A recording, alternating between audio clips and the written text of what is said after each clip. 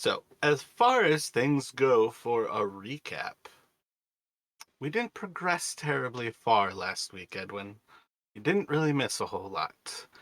For what it's worth, perhaps Edwin was just coming down from out of the Wizard of Wines, as everybody was just a little bit ahead of him that day, and it was taking you just a little bit longer to gather up your spell book and get downstairs for the day there. And as you walk outside, you're going to see the aftermath of what was a little bit of a battle. There's going to be a woman who you have not seen yet, who you will quickly find out seems to have walked out of the mist and kind of into the center of your party, having been chased, it would seem, by some sort of shadow creature through the mist itself, almost walking into the very location from somewhere other. At present, she'll probably be beginning to recount this actual story where she's walked through from another place. But what you are going to see around is signs of a few dismembered, rotted corpses. You're going to see signs of a house that is going to have Ali as well as Hector and Sinmorn walking out of it. And within that house, there are a few more corpses that have been dismembered and are clearly well rotted as if they've been in there for some time. But as you kind of gather everybody back around, it's going to be quickly apparent that whatever just happened in that minute that it took you to gather back up to the group, it seems that the party has encountered some sort of creatures of another sort and vanquished them. And it would seem that there were some civilians from this town of Barovia who have succumbed to some sort of undeath, and the party has subdued them. Raymond lies dead on the ground, torn to pieces, where many of the actual corpses are now dismembered. Much of the group is doing rather well. You can see Sinmorn has signs of a lot of blood over her personage, but Sinmorn themselves doesn't seem to be all that unhealthy at present. Sinmorn actually seems to be almost changed in the very way that they look. Makes Ali look small, makes Hector look small. Sinmorn seems quite a bit larger as you see them next to other people. But we're going to pick up in that kind of same little field just outside of the Wizard of Wines. You all effectively have just finished that little bout of combat.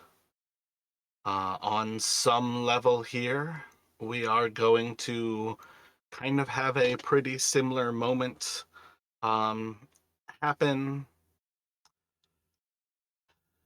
I was actually planning on stealing away Rin and replacing you with Koopa. But I think with how things are playing out here, we're going to kind of cut the idea of the things chasing Koopa through. And you're actually going to have a pretty similar situation where while everybody's kind of dealing with these moments, um, Koopa, you're just going to kind of end up walking out of the mist in a very similar way, in that you just kind of having been tracking through the actual lands, got lost in mist, and with some passage of time, are just kind of walking around trying to find your way out of this thick pea soup like mist, and will eventually find that you see signs of little houses around you. You hear the clash of swords, you hear the screams of battle, and eventually kind of walking off in that direction that the sound seemed to be coming from are going to feel for the first time like a little bit of squish of mud. You can smell the iron in the air, and after a few moments, you're going to have vision for one of the first times in who knows how long, as you start to see these figures who are standing around a corpse on the ground and a bunch of dismembered body parts all around it. And that's kind of the moment that we'll pick up in, where Koopa is kind of walking out from the south. And then we will have kind of Edwin coming out of the Wizard of Wine. And then I must have had a different map. You basically have Raymond's corpse.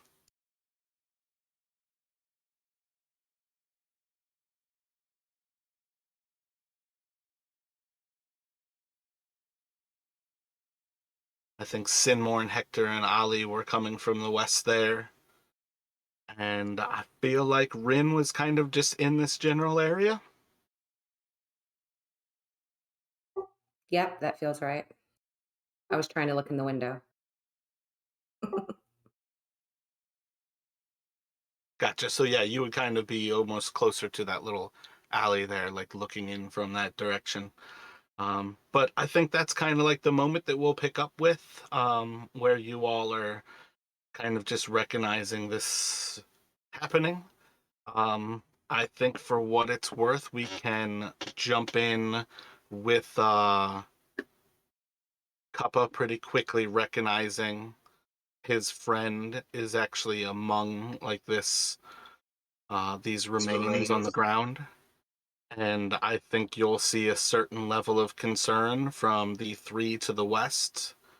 Rin is definitely still very new to these people. You've had no chance other than watching them basically help save your life. And these people have seemingly now also given their lives to protect you. And Edwin is kind of walking out into the same mess.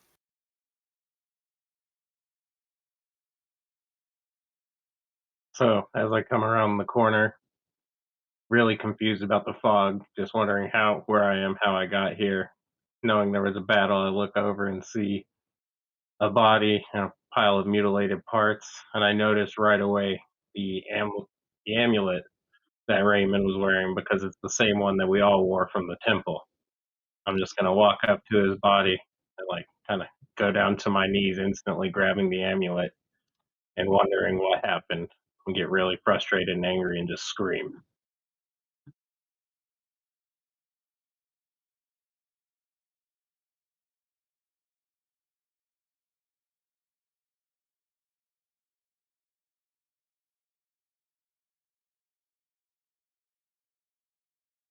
So, what is Edwin and Rin thinking while this scream kind of goes out? Oh, wait, I'm very sorry about this. I should have said this beforehand. Jim, Darcy joined us last week. She's a friend from one of my other games. Jim, Darcy, Jim. I forgot to actually like officially introduce the two of you. Hi, Jim. Hi, Darcy. Nice to meet you. Nice to meet you. I was wondering about the Jim name on the icon, and I just thought maybe I missed it from last game.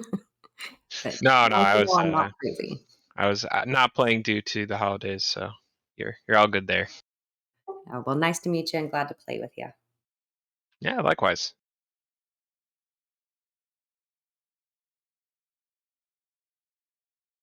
I think Edwin is still feeling the effects of choosing being the only one in the group to choose the rail liquor, and is kind of just staring stupefied at what he missed and tries to shake his head clear. And Ren would notice that there was some familiarity and that this guy's obviously upset that his friend is gone. Um, but mostly kind of hanging back and waiting to kind of officially meet the group. I don't know that we'd all talked after all the battling and dying last week. No, we pretty much ended it on that moment. That's why I was trying to kind of like reset. This is that moment when kind of the last of those arms that were crawling across the ground are dying with the final kind of breath of the day. I guess also technically we do have an NPC here, so I do have a voice.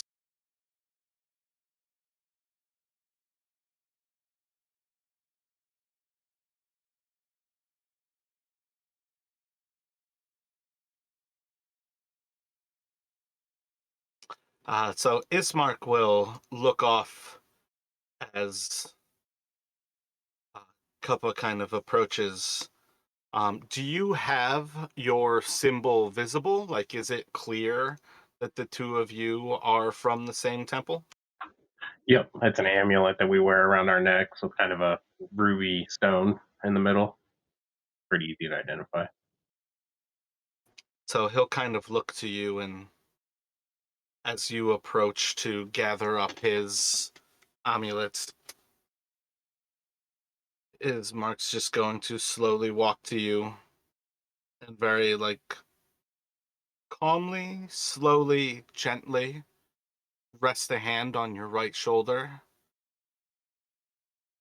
Was this your friend? We were brothers at the same temple, and I've been looking for him for years.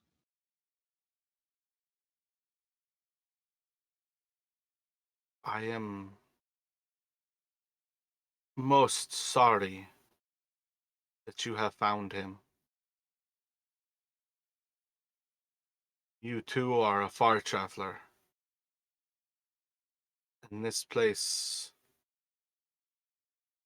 would never have let him go, and it seems it has taken you now too. My name is Ismark. If I could have, I would have prevented your ever arriving in my town.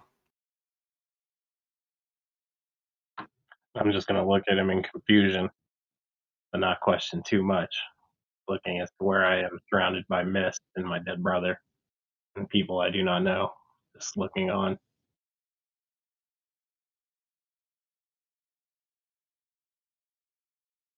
Ismark's going to look around to the rest of everyone, and he'll pause an extra moment on Rin as he kind of looks around to the rest of the party, and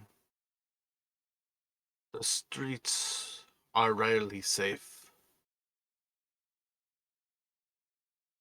If you would help me, we could bear his body back to my home and prepare him to rest.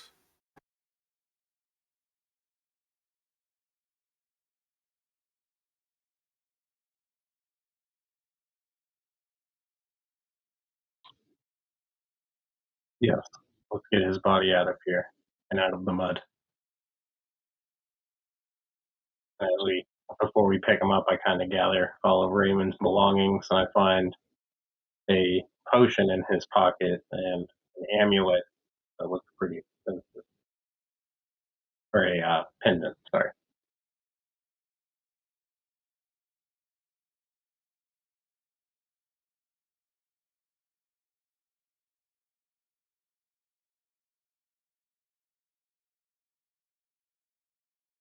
So, ushering everyone to follow him, Ismark will help bear the body of Raymond and basically start walking you all towards his mansion in the very kind of southeast part of town there. Effectively just walking down this main street the opposite direction from where you came when you went to the church. And he will kind of keep you all moving along. As you pass Bildras Mercantile, you will hear among the sounds of a rather quiet city the kind of constant wailing and crying that you would have been hearing is coming from the house kind of a little bit south of where Bildras is, and kind of just along that eastern side of the town itself. But while you pass by, you will at least have some sense that the wailing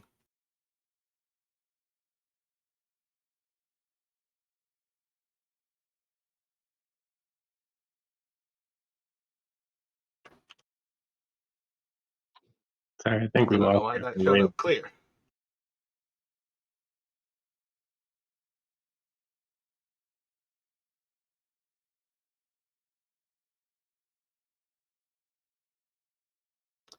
My text still showed up clear.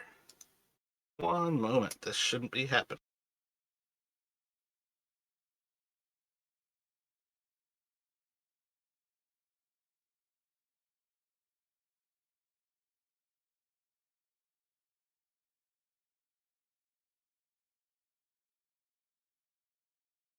Bam, there we go.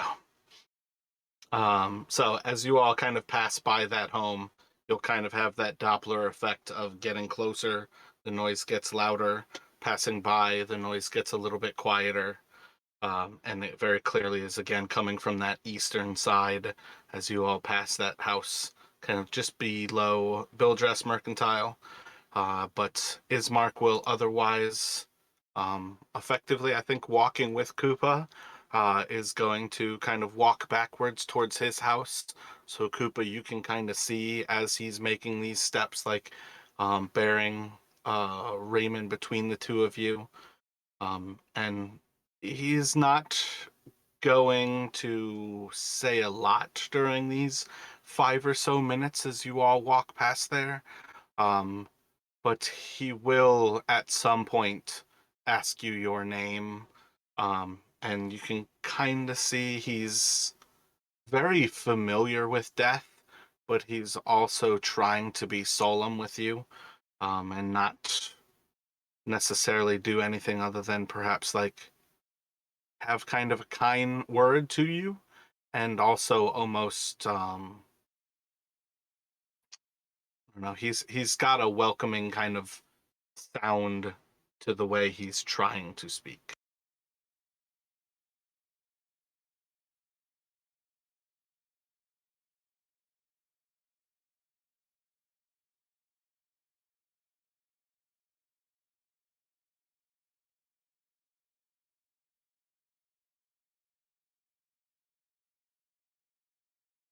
Oh, I don't think I ever lit up this board at all, so let me reveal some of what you all see. You are going to come up to a large home.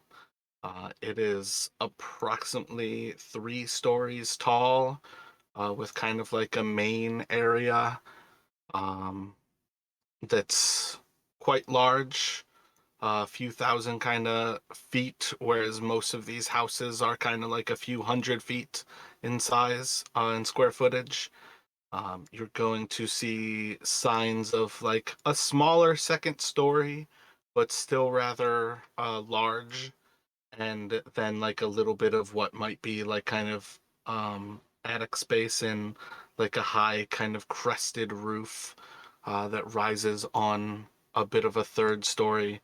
This is effectively like another Victorian mansion. There's signs of many fireplaces from the chimneys that you can kind of see around this peaked roof.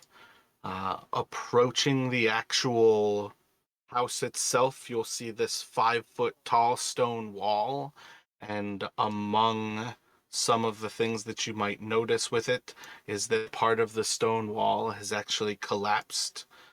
When you all eventually approach towards the door itself, you're going to see that the door and much of the walls of this place have like fingernail scratches on the outside, claw marks on some of the doors.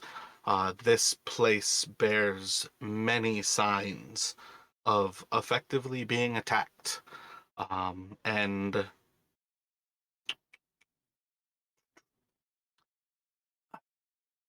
feel like you all have heard the wolves howling, and that was part of what brought you here to Barovia.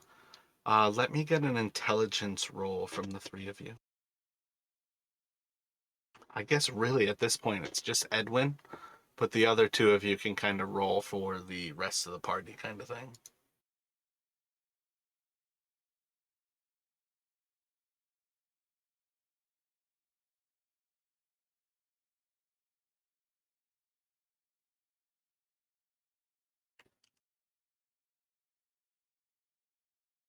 Pretty good all around. I say not a bad set, peeps. We're a very smart group. So I think you're going to have Rin kind of be the first to kind of like look up at these claw marks that are almost at shoulder height, and just as kind of like a throwaway, almost like you're speaking to yourself, but you don't even notice it's out loud. You just kind of, are those wolf claws? And then as everybody's kind of in recognition, with Ismark kind of walking backward still towards this house, the wolves of the devil have been sent to my house many nights for these last weeks.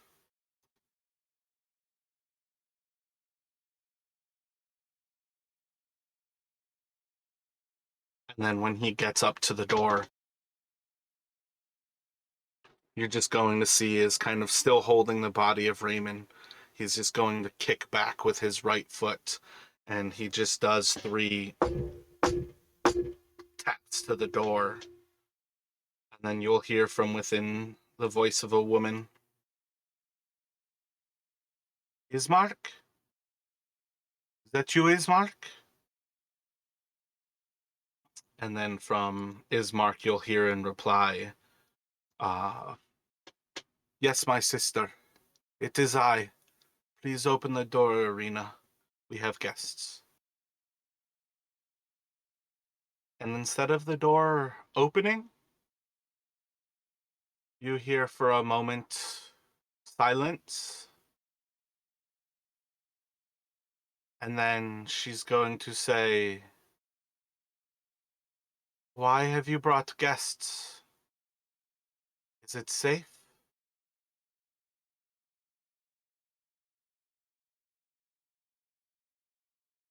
Arena, please, open the door for us. And she's going to slowly open the door. And as she's kind of opening the door, she's going to say, none of you are welcome in this home.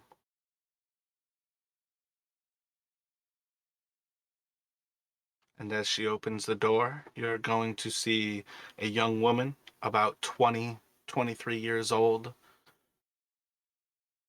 fire red hair. She's standing there in plate mail.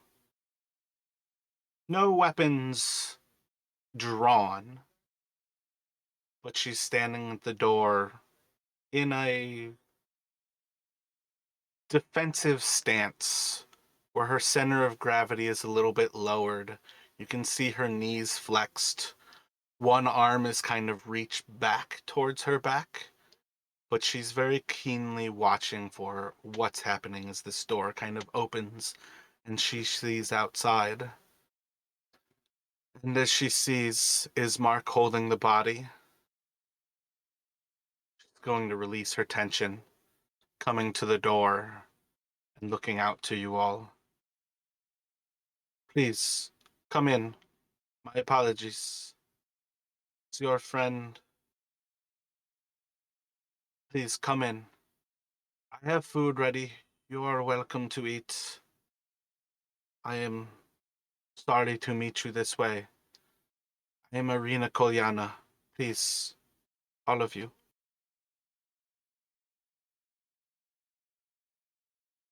And as you approach inside of this room, you're going to see that there is a coffin already in the center of this room. Opened up, and within it you can see a man maybe in his 80s, gray hair, seems to be prepared to be laid to rest and is currently being mourned. Across this room, you're going to see a rather fine home in disrepair. There are signs of nearly all of the glass is broken in this home. Many of the windows are boarded up. There's a fireplace in a few of these different rooms. Everything still is lit by candles, most of the candles in this central room. There's a large staircase to the south of you all that seems to lead up to that second level. Um, those couple of seats that are sitting around the hearth, and then the actual bear rug, as well as some nice fine rugs along the ground. Most of this house is all built with hardwood, so the actual walls are kind of like beautifully carved hardwoods in like a bas relief. Many of them are hunting scenes, like running with dogs, with lords on horsebacks, and then you'll see like these large groups of kind of retainers who seem to be following them. But all around, this place has a very regal look to it and is very much well past its prime. But as Arena walks you in, she'll see Ismark, she'll see all of you, and you'll see behind her is a large table in the next room that is all set with food, and she welcomes you all within.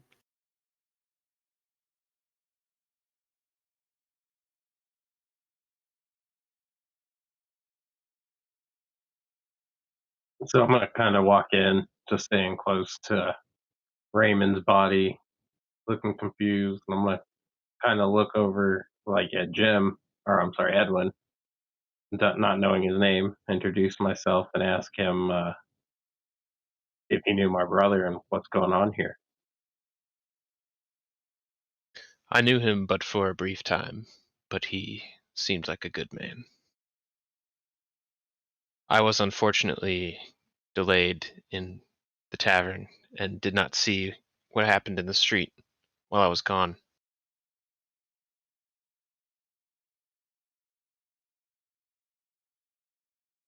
And can I assume, like, can we?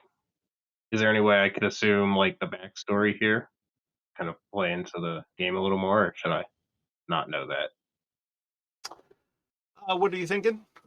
What level of the backstory are you thinking? Like how Raymond got here, what the objective was, and everything, or no? I would say at this point, just go from the ignorance of where you're coming from. You can certainly assume that you all have that conversation that catches you up. You don't specifically have to roleplay it. But I would say this is kind of the moment where Koopa would pick that up. Gotcha. So The other alternative is quite literally, I was going to say, Koopa has been on the same quest, just in a different world.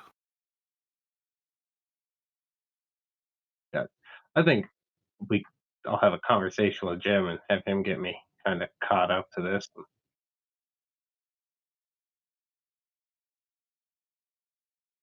So as I look around to the party and the Burgomeister, I ask him if we're going to be safe here tonight with the wolves that were clawing outside.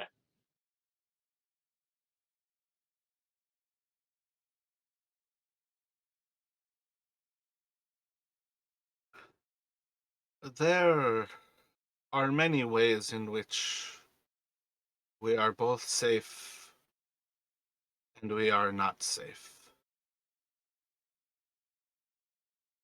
The safety of this land is a waning moment. I had hoped to actually beg your assistance with my sister. And the moment he kind of says that, you're actually going to hear as Arena kind of cries out for a moment. As long as father is here, I will stay here. I must put him to rest.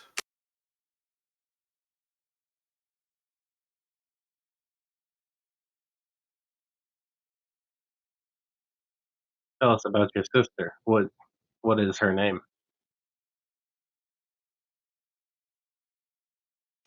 I'm Arena Koryana.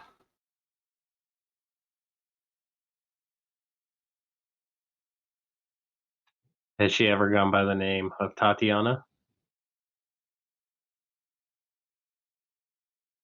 She'll kind of look at you confused. I've only my name.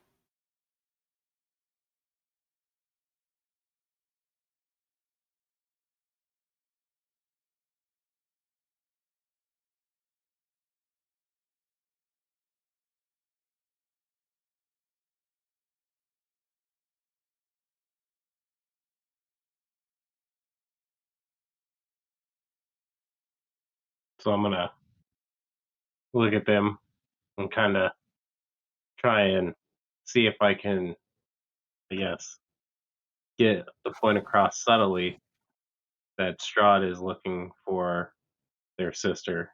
Oh, I'm sorry, is that her right there? Yeah, she's on the battle map right now. Oh, well, Um, shoot, okay. what are you actually saying there? I'm just gonna kind of see if she knows she's wanted by Strahd and how much she knows. Gotcha. We are well aware that he is sending his creatures here. You have already asked and have seen the result of their presence. And then she's actually going to look to her father. My father's heart could not take the pressure of the devil coming night after night.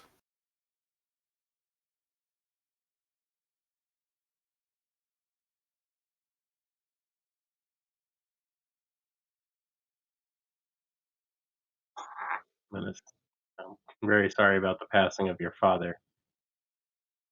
Do you have any plan to get out of this place or to escape?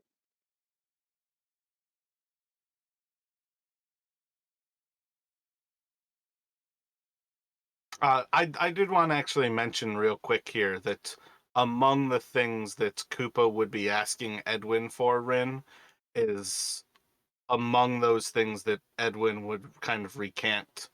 It's very much that Strahd is looking for a redheaded young lady. They came here looking for a redhead young girl, who was Sophia. And as they understand, the moment they spoke about a redhead, Strahd named her Tatiana. So at present, there should be a certain level of everybody has to fear what Arena being a redhead means in this land. And that's somewhat of what Tony is currently asking about here. I don't want you to. Skipping over part of that conversation obviously also puts you at a little loss, but on some level, Rin now would be kind of caught up on this idea that there's a certain level of danger in this land to being a redheaded woman. Got it. Got it. That makes sense. Thank you. Ismark is going to kind of look back to Koopa, and that is precisely my hope, is to remove her from his vision and to try to hide her, perhaps in Kresk. I don't know where she will be safe, but the further from here, the better.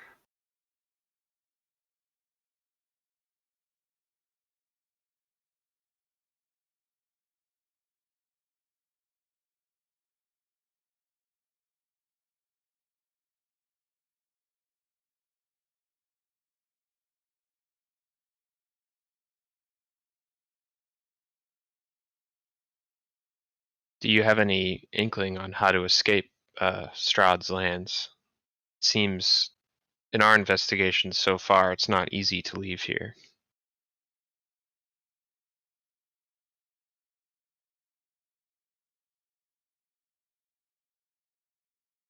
To leave the village of Barovia, I hope to sneak beneath his nose.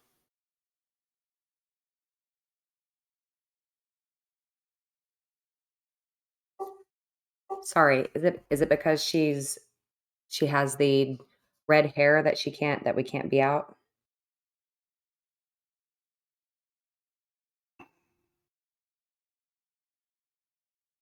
God has been seeking my sister since a few weeks ago when she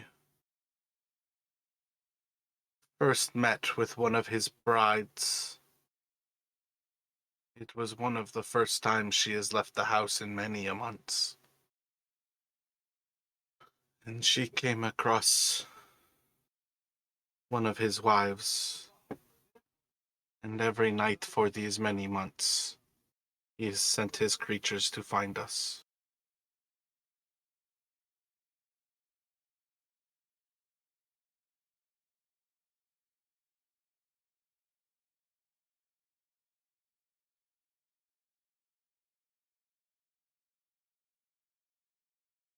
Strahd has eyes everywhere in this land and appears to be able to see everything. How can we sneak under his nose?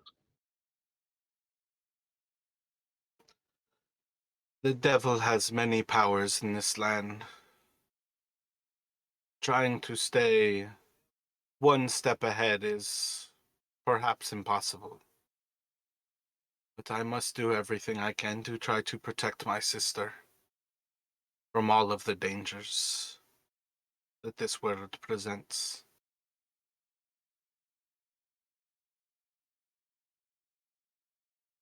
He's once again going to bring up Kresk. Once again, Arena kind of fights the idea of leaving this land. And at some point, Ismark is going to pull out an actual map of Barovia and kind of looking around at everything, show you all this path that he hopes to follow the road, the Old Svalich road, to the most western point in this land, and hopefully finding some sort of sanctuary within the Abbey of Kresk.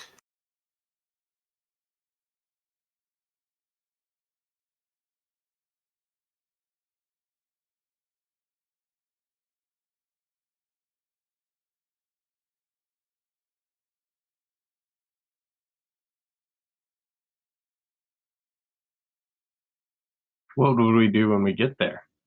Is there any plan to get over there? Or a plan when we get there? Beg for sanctuary and hide her.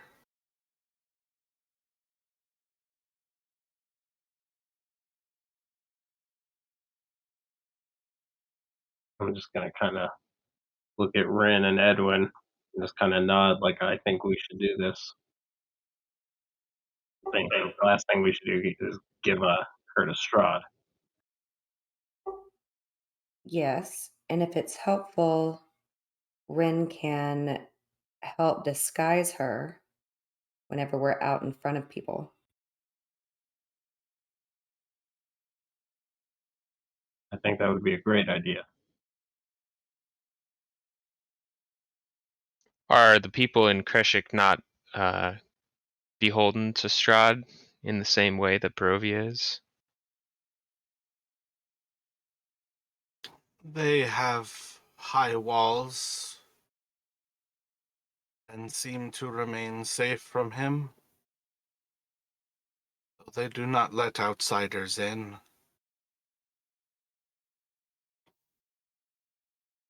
Perhaps being further away from him will keep her safe.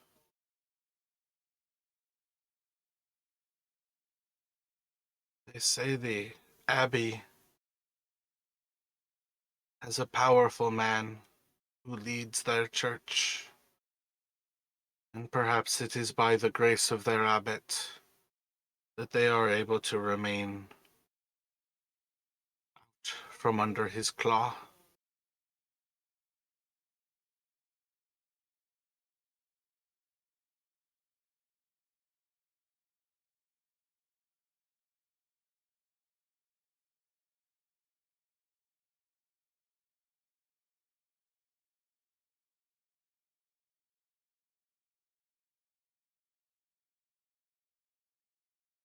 I'm gonna look at Burgomeister and ask him if he has anything that would aid us in our travels, or any knows any weaknesses of these monsters we might be fighting.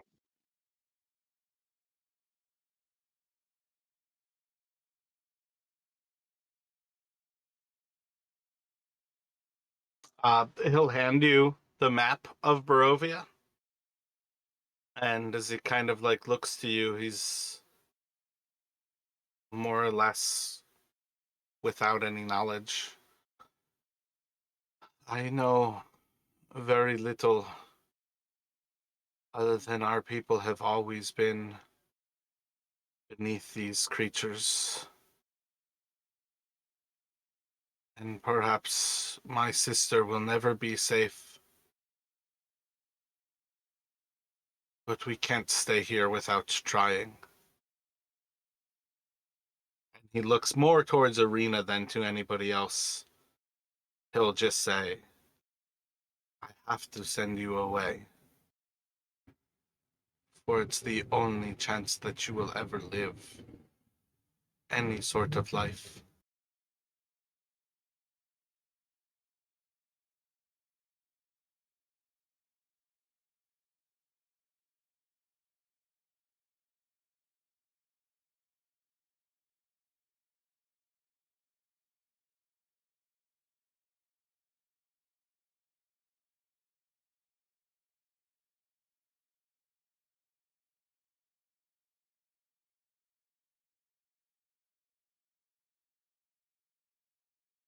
So, under protests of Arena, she's going to continue to refuse, and eventually Ismark is going to beg of you all to help bury their father and put him in the crypts at the church on the north side of town. Among kind of the preparations will be to ask if everybody would like to prepare Raymond and actually put Raymond to rest as well. But kind of his condition is to take Arena anywhere other than here. And she refuses to leave as long as her father is not in the ground.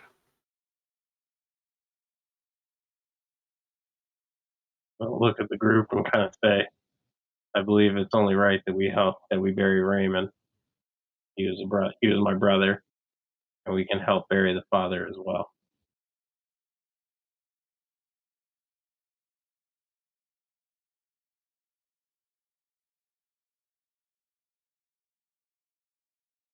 Do you guys agree? Rin is in and completely mystified by the death ceremonies of these cultures.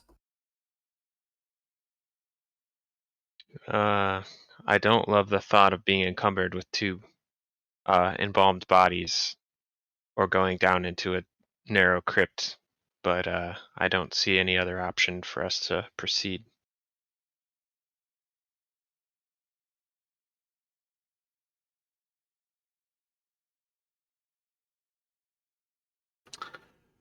My family's crypt is not within the ground.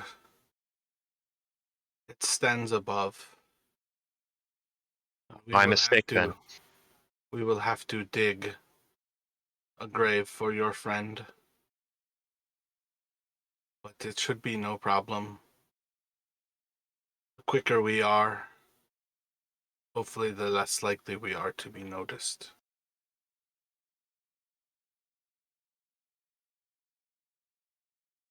Have you noticed any villagers who seem to have been enlisted to aid Strahd's pursuit of your sister?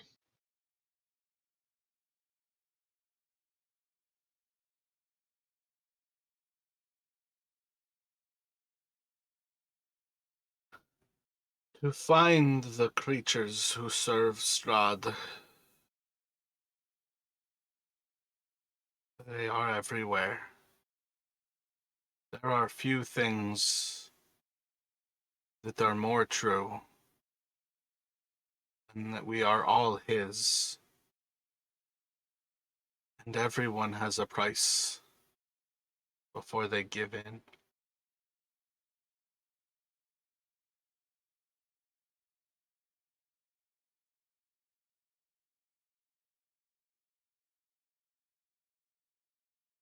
Very well then, shall we make the preparations?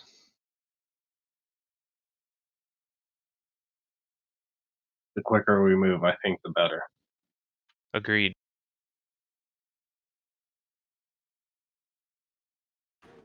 So do you have any like burial rites that you would go through with Raymond, or do you mean to basically put him in the ground how he is? No, I think there would be some burial rites. There definitely would be. Edwin is used to burials at sea, so he offers a helping hand to anyone else's expertise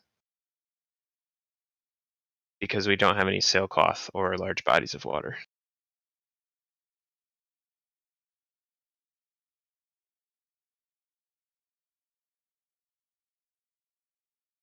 So you all can spend a little bit of this time preparing Raymond's body.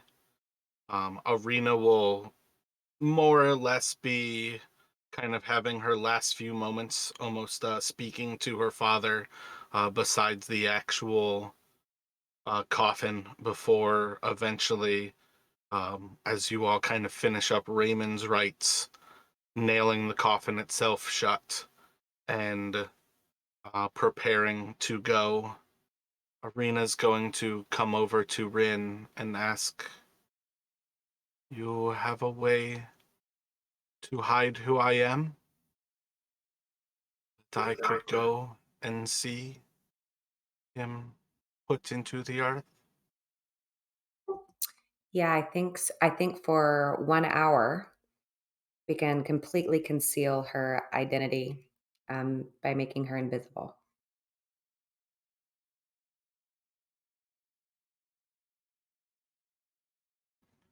She's going to kind of look back to Ismark with a little bit of hope in her eyes. And Ismark's going to look to you all and kind of nodding his head. "It is too dangerous.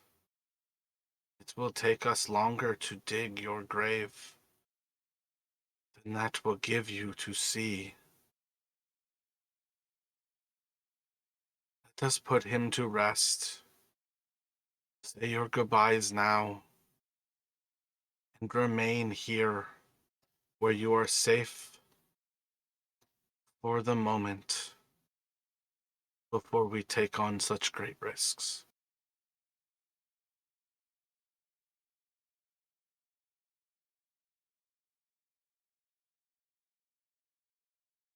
And you feel certain that she'll be safe here without our additional numbers?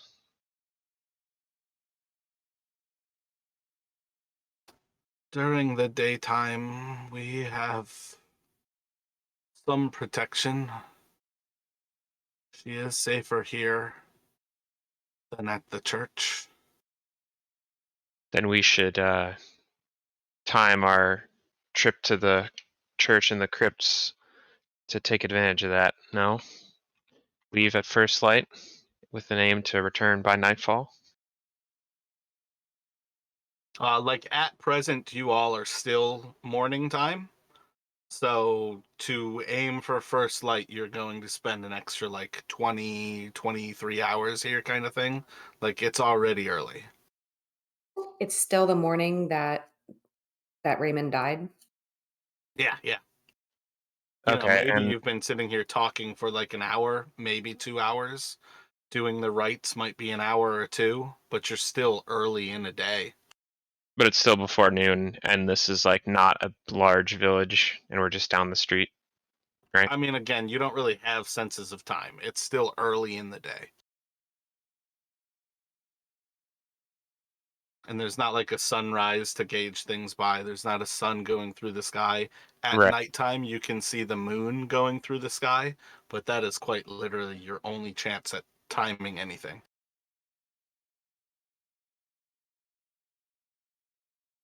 All right. Koopa, how long do you think the burial preparations will take?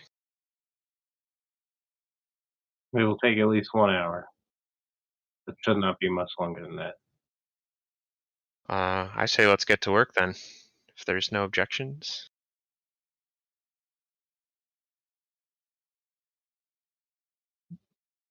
So, kind of just a mechanics question, Mara. Like, as far as rituals or burial rituals, is that just a role playing aspect, or is there something that should actually be done as well?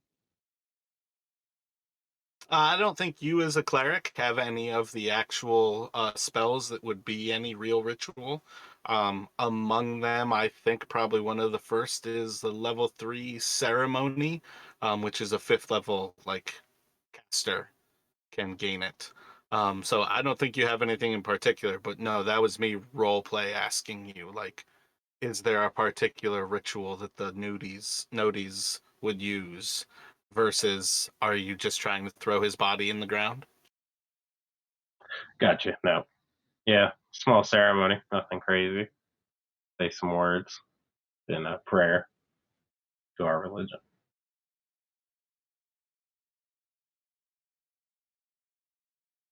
So when everything is all set, I don't think there's any reason to assume you all would have any trouble basically bearing two bodies to this actual location. I think probably at some point Ismark would take like a servant's bed maybe and kind of use the frame as a bier that you can bear Raymond on. So you actually have him on like a hard surface instead of just trying to carry the body. But you all can kind of make that progression to the north and start to head towards the actual chapel itself.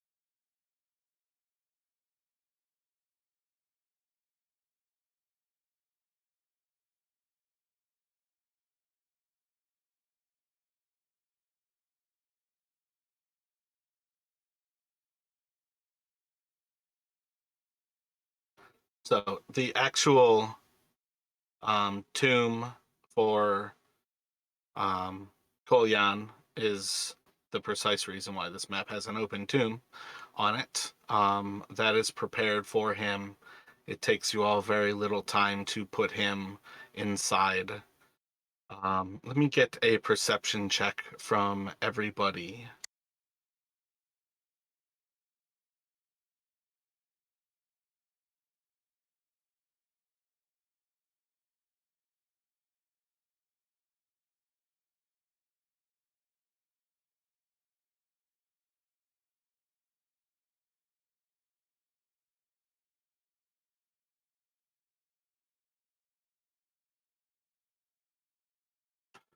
Koopa.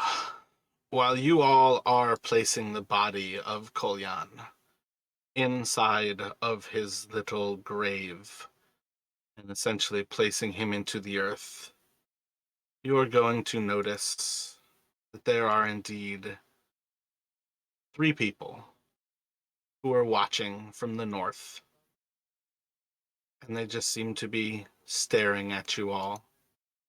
Roll an intelligence, or intelligence for me.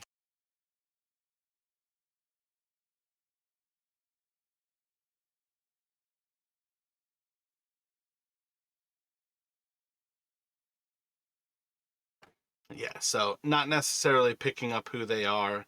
You can certainly point off towards the others and kind of give them at least that little bit of knowledge, like, we're being watched.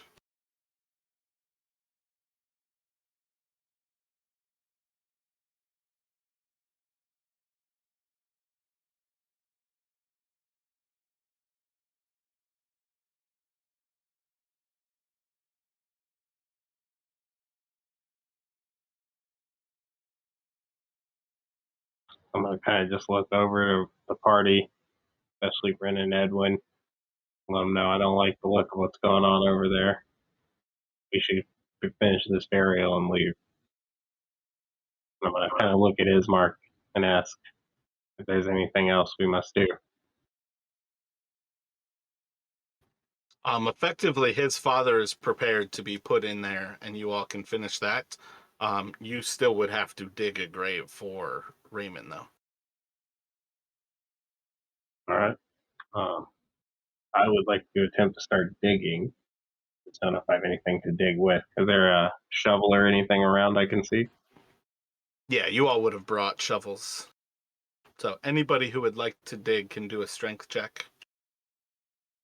I'm happy to keep watch as my strength is probably the worst here. I bet I got you beat in the worst, but I'll go. Can you get lower than a 9? Yeah, I have a -1 modifier on 9. Oh, I do too. Okay. Yeah, you guys have the same dump stats. Can I tell can Rin tell by looking across if these are undead or hostile looking friends with her special elf eyes and big brain? Why would you know any of this? Why would I know if they looked hostile? Why would you know that they look hostile, undead, anything that you just asked about? Because I just fought something that was undead, right? Like the shadow thing. They don't look like the shadows. Okay.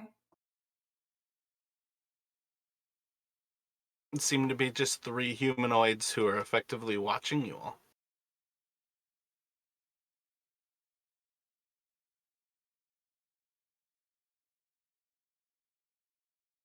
Should I go talk to him while you guys dig? Yeah, sure. Or me and the other guy with the low strength score, can we go talk to them while you continue to dig? Would an extra weakling digging be more useful than going to talk to them with 2 people, or what do we think there? I'm happy to do either. Well, if stuff goes down, I'm gonna die. Yeah, all right, good point. I'll back you up. I must continue digging for my brother Ray. And that way, at least maybe we can save time while you dig to kind of do whatever this is going to be. What is the goal that you guys are here for? Well, we noticed they're watching, so I think we're approaching like, No, I'm trying to give you guys a clue here. What is oh, the goal that you're here for? to bury the Raymond and the father. What is the best way to accomplish a goal? to do it. I'm just saying, if you guys need to dig a hole, the best way to accomplish digging a hole is probably talking about it and not actually helping Koopa. Oh, let's fucking dig a hole. Let's dig a hole. I'm gonna dig. I would rather All dig. right, yeah. I'm gonna dig, You but guys I'll are I'll gonna roll it. talk to him. Eat it. There's going to Eat be it. repercussions from whichever choice you make, but I think it's hilarious that the two of you are like, yeah, Koopa's got this. Let's go have a chat with these people watching us. Oh, like my intention was to out whatever, we're going to be here longer if those guys interrupt the digging.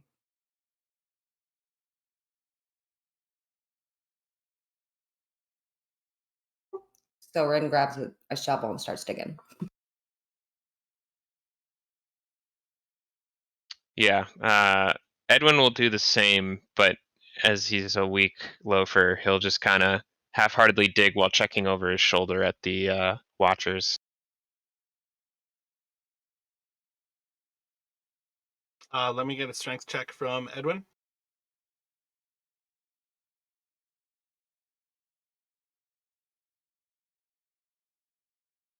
Digging machine. Yeah, the pressure is definitely enough that Edwin may not be taking any care for how he's digging, but he's certainly getting it accomplished, as every time you look over your shoulder, they are just staring at you. And time goes by. It's going to take you all quite a while to dig, and these people just seem content to stare. And as the group is slowly making this happen, you will eventually have where Ismark is going to kind of finishing up with his father's last rites. He'll come back to where you all are digging the grave for Raymond, and as he notices the Count has come, we should finish this as quickly as we may.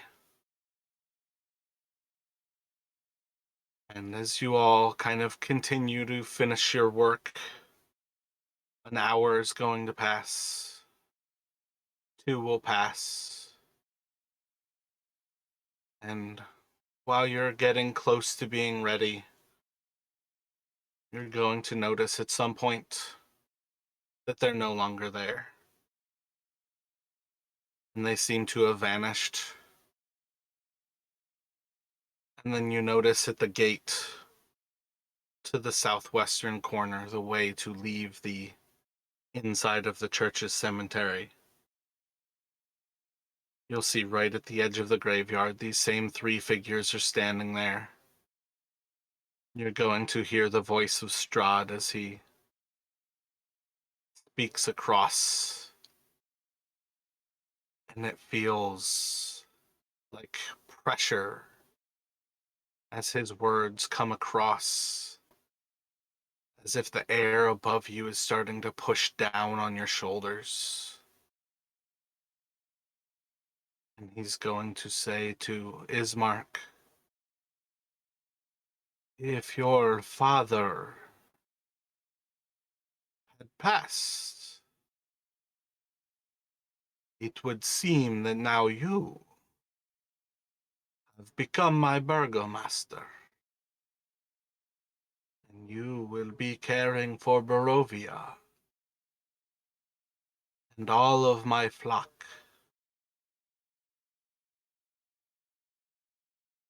But your sister, she has not decided to come and give her last words for your father's passing.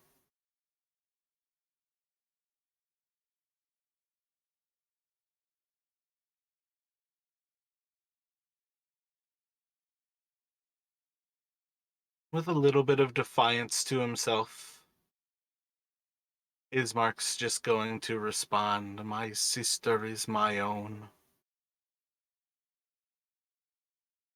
She had needs to be met within our house, and you are not welcome there. Your Burgomaster or not, you are not welcome there.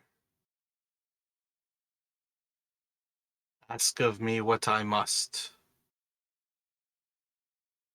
I serve you out of my duty to my family.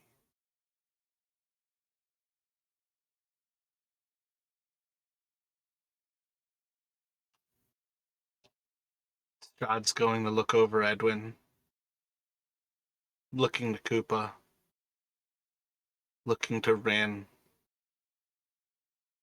and then he'll return his gaze back to Edwin. And did you find what I was looking for, friend? Or have you begun to serve those who would defy me at all turns?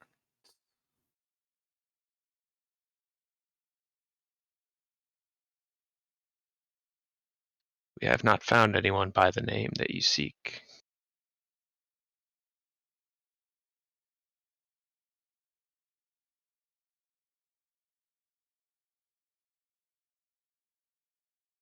That is good. There would be dire costs to pay were I to find out that you have betrayed me and have gone without helping those who are your master.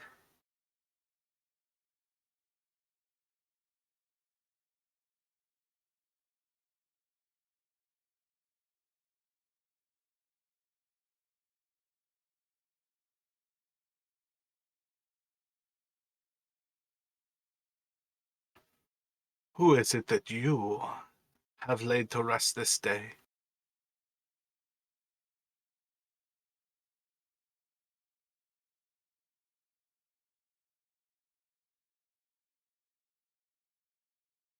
I'm just gonna kind of step forward around the pillar and say, "This was my brother. Did you have anything to do with his death?"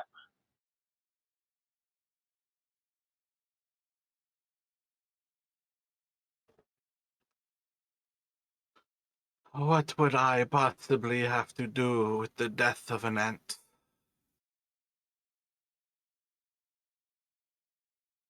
not liking that, I'm just gonna kind of glare at him without a response.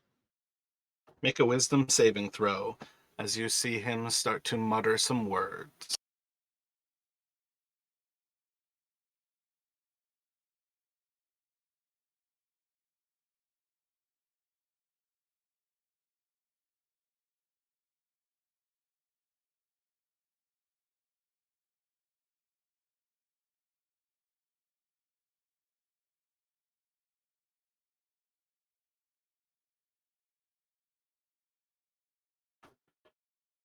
As you glare towards him, you're going to see his eyes start to turn into a blaze yellow, turn into a yellow, or from a yellow into an orange, and then into a red. And as you'll see this moment, Koopa, you're going to be incapable of looking away before it's almost as if you're staring into his eyes from just an inch away. And there seems to be calming darkness. And you're going to hear, "You're going to have to serve me. You will be my greatest tool. Your will is mine. Your will is mine. Your life will be forfeit. Your life will end. You will serve me." While he's doing this, I'd like to start just doing a jig in time with his little rhythmic chant.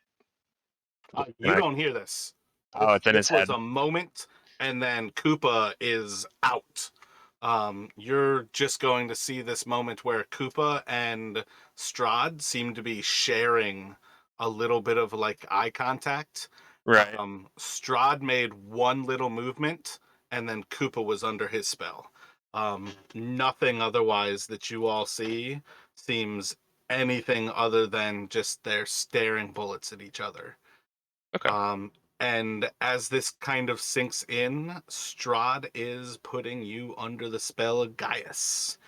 If you do anything to deny him his will, you are going to take a shitload of psychic damage. And that's part of why I say, like, your life is forfeit if you deny him his will. If you try to break against his command, you're going to take a lot of psychic damage.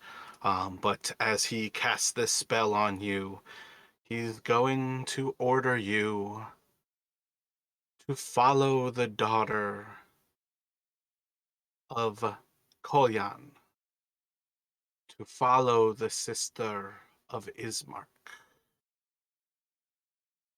to find where they take her, to make her presence always known to your Lord Strahd. And effectively, what this command is telling you that as much as possible, you need to stay close to Arena. And among other things, for what it's worth, you're going to be saying the name Strahd pretty regularly. And if you break this will, where you start to call him anything other than his name, you are going to take a lot of psychic damage.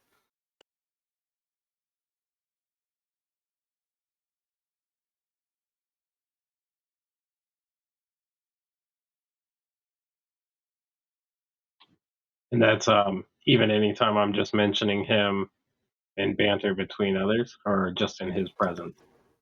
Anytime you're thinking about Strahd, you need to say his name.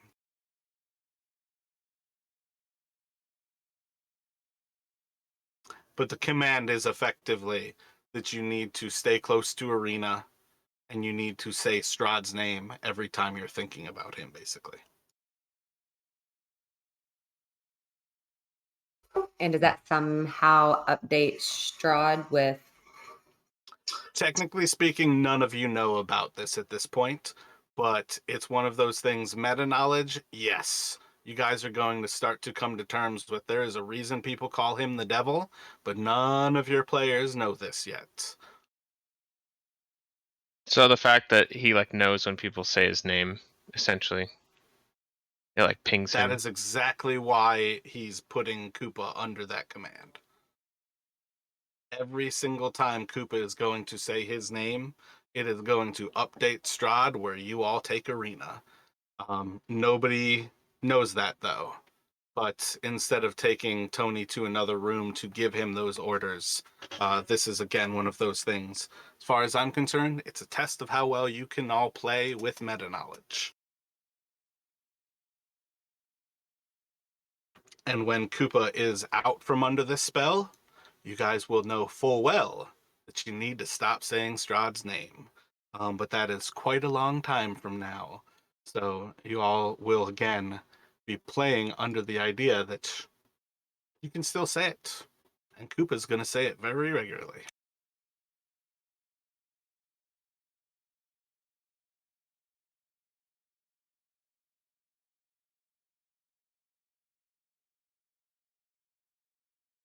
So once kind of Strahd breaks eye contact with Koopa, he'll kind of look back to the others. And you'll see as he kind of stares down this line between himself and the cemetery. And he'll look back up towards his mark. Perhaps it is best that you have left her alone. Perhaps it is best that you try to keep what is mine from me. But it will not last forever before my bride is returned to me. It will be my will, or there will be much death in these lands. And Strahd's just going to kind of step back a little bit from the gate as he kind of ushers out with his right hand to kind of welcome you all to leave the cemetery behind you. And you'll see as Ludmilla kind of steps to the east side of the gate, and Escher steps to the west side right next to Strahd. And they give you all a way to leave the cemetery.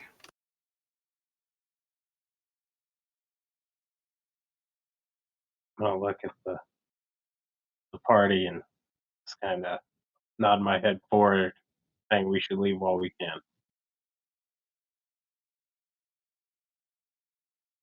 All right, if we have nothing else to do here, let's head back to the manor.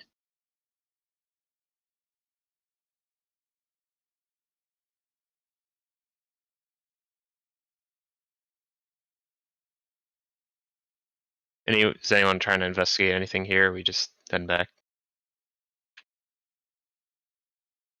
I'm good with just heading back.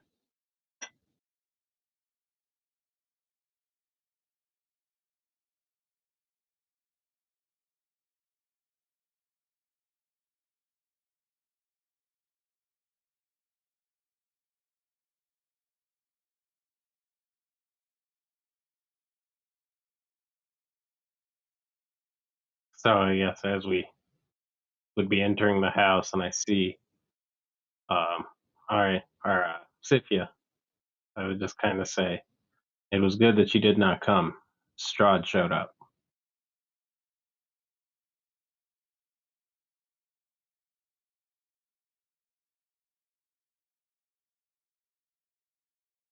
You actually going to call her by that name, Sophia?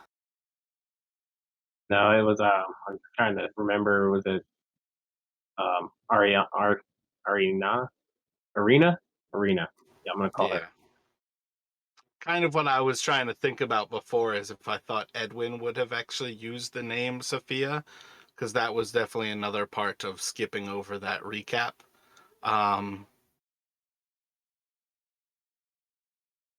Because assuming at this point somebody has said it, she's actually going to react to the name Sophia.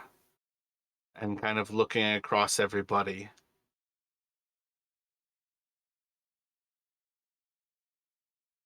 When Kolyan brought me into this home, I wore a pendant with that name on it. I always thought it was my mother's name.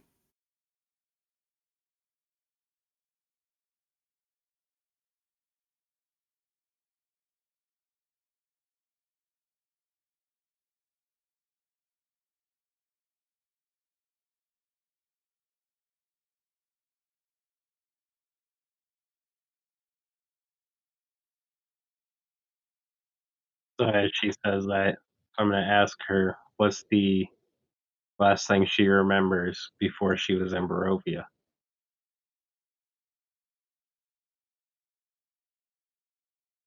I do not remember anything from before I was here. I have been in this land for so long. Kolyan saved me. He told me one day he found me in the mist, and that he has brought me here. Ismark was always a brother to me, and Kolyan a father.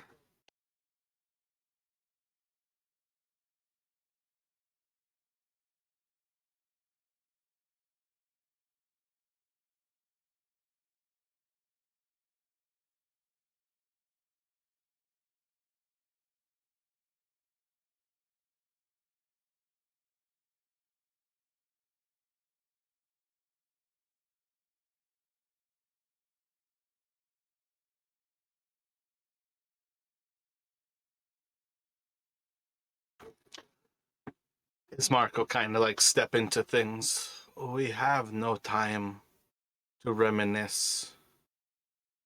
He knows that she is here. We have to try to leave this land. Kind of looking around to the entirety of your group. Will you take my sister to Kresk? Do everything you can to protect her. You have my word.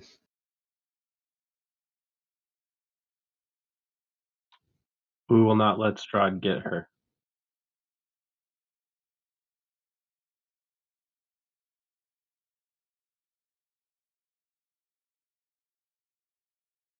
How do you best suggest leaving Barovia in the direction of Kresk?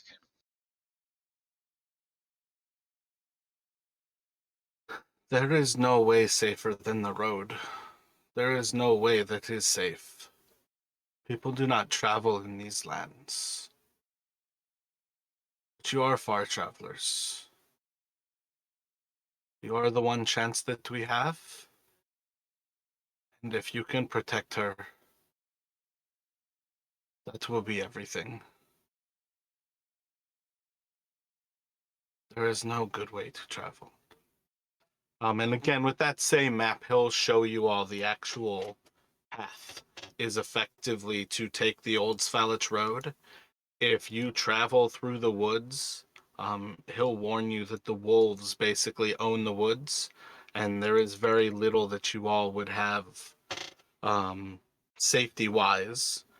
And then among that, there's the many mountain ranges within Barovia that also make it even more difficult to try to travel anywhere else, where effectively these roads are the easiest paths to follow just by the geography of this land.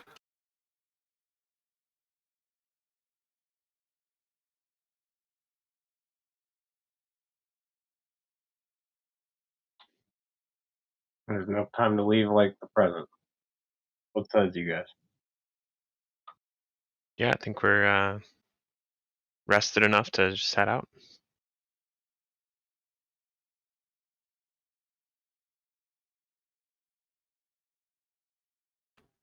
Gotcha. So if everybody is all set to leave, let's take a quick little break here. If we need like 10, 15 minutes, take it. Once the four of us are back, though, we will continue on. But let's take a couple here. Sounds good. Oh, have we? But we've not rested yet since all of our fighting. Are we taking a You all rest? can rest with short rests. But yeah, you've effectively not had a chance for a long rest.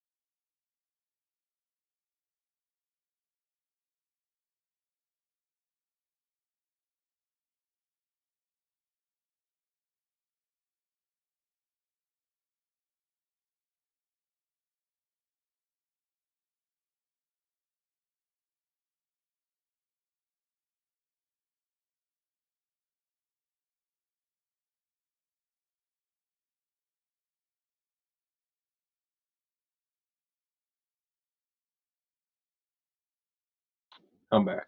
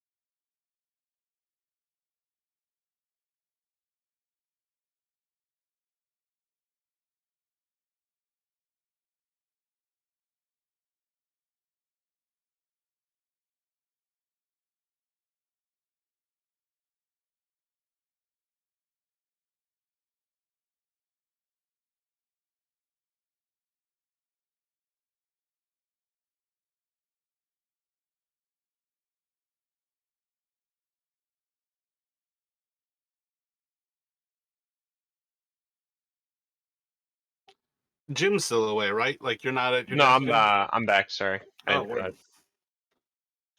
Yeah, we can pretty much jump back in then. Hey, Mara, can we talk really quick about trance and arcane recovery? And because I'm reading stuff about What's your question? a short rest can be 1 hour long. Um, what do I get back after the short rest?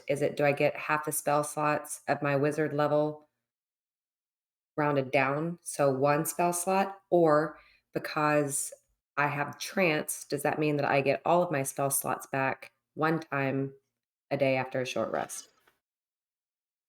Trance has nothing to do with a short rest. Trance is how you sleep. Okay. When you take a long rest, you need to spend 4 hours in meditation and then 4 hours not doing anything. The not doing anything means basically like you can't do anything strenuous, but you still need 8 hours to take a long rest. You just don't sleep where other people do sleep. And then as far as short rest goes, when you take a short rest, arcane recovery is something that you can use during a short rest.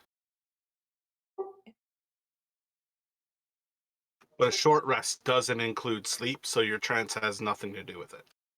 Okay, and after a short rest, just a short rest, I would not recover any of my spell slots unless I use arcane recovery. Is that correct? Correct. Arcane recovery, I believe, is an actual resource that you have to use. Otherwise, you get nothing. It's just short resting is just to recover hit dice. Okay, but it says I can recover spell slots also. And I think you can use arcane recovery once per long rest. It says once per day when you finish a short rest, you can choose expended spell slots to recover. Exactly. Mhm. That's why I say you have to use Arcane Recovery, because it's once per day. Okay. And so how many spell slots do you think I recover? It said half your wizarding level rounded down, so 1. It doesn't say rounded down. It says a rounded up, but not to exceed half. So for 3, it rounds up to 2, but that exceeds half. So it would be 1, right? I mean, it's not rounding up if it exceeds half. Half is quite literally what it would round up for. That is quite literally why I had a question about the wording.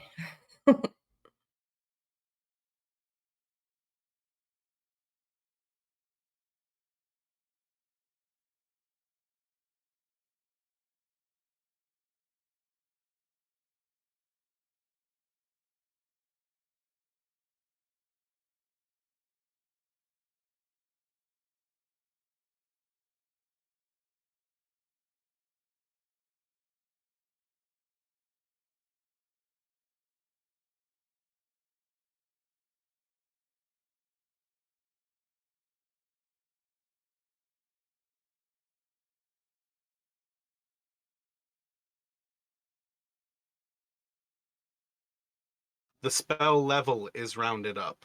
The spell slots is less than half.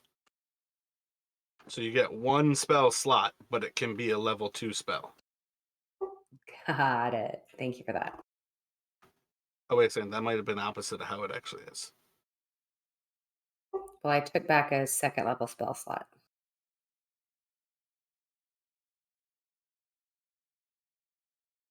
Yeah. The spell slot is rounded up, but the number.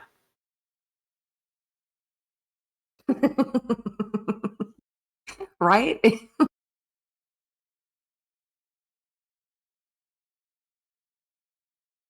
Oh, I think it's really just 1 spell slot. I think It's it the just level of spells that matters, but it rounds up the level of the spell. So when you're level 3, it's a level 2 spell. When you're level 4, it's a level 2 spell. When you're level 5, it's a level 3 spell. But you can take that many levels in spells. So if you took a level 3 spell, that's all you would get at level 5. If you took a level 1, you could take a level 2 or 2 more level 1s.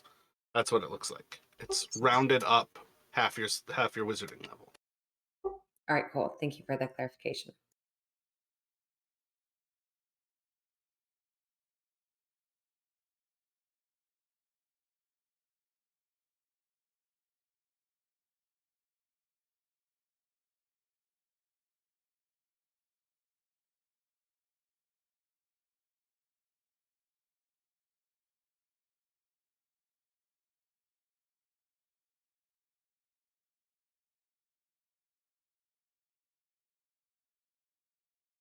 Alrighty, so as you all are preparing to leave Barovia, what sort of thoughts do you all have on what you are hoping to accomplish, how far you are hoping to get, how you are hoping to travel?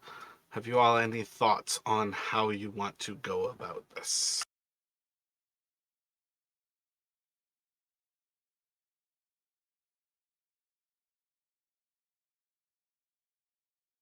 Well, do we know how long we'll be traveling for?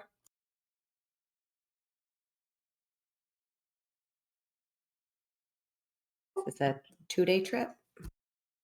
Yeah, there seems like only one real road option, right?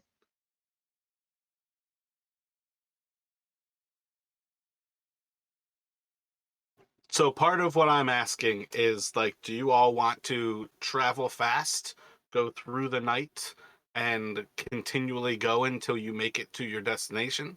Would you like to try to find shelter in one place and stop like as soon as it gets dark? Like it's the full idea of what kind of plans do you all have? Just because you're told there's one road to Kresk doesn't mean that you have to take that one road towards Kresk. Just because you're told the forests are dangerous doesn't mean you can't go through the forests. What I'm asking you is to actually tell me what you all are thinking. How dangerous, how safe, what kind of things are you hoping to do when you have to travel here? I don't like the idea of traveling at night, given that we're in a very haunted and spooky country. Agreed. I think we should move until nightfall. Especially when the oh my gosh, I forgot it, the Barrowmaster, whatever his name was.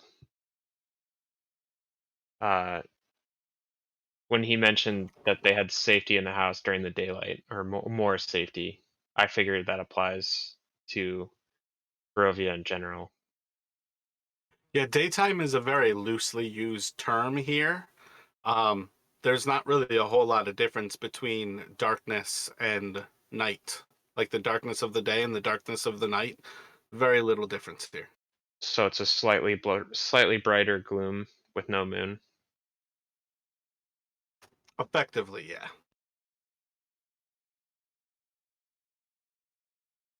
All right. Do we want to just like, I don't know, travel like 18 hours and then short rest, and then travel 18 more and short rest, like kind of min max that way? Or Yeah, let's plow on through and see and is what there place anywhere on that the is. map we see being a realistic shortcut? I'm thinking maybe like, The dotted line by the river there, yeah. yeah, cuts off a really windy spur that goes through the woods anyway. So in terms of danger, that's probably about the same. And then maybe like cutting a straight path over here. But otherwise, I think sticking to the road is a pretty direct route.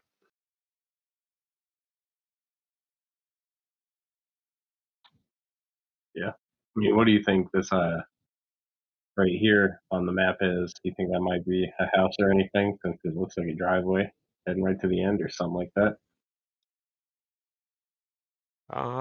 It's not labeled. I'm not sure. Technically, if we take this shortcut, we'll pass another like point of interest, but Yeah. Let's keep our eyes peeled and see if we see anything. And yeah, I like the idea of that first shortcut.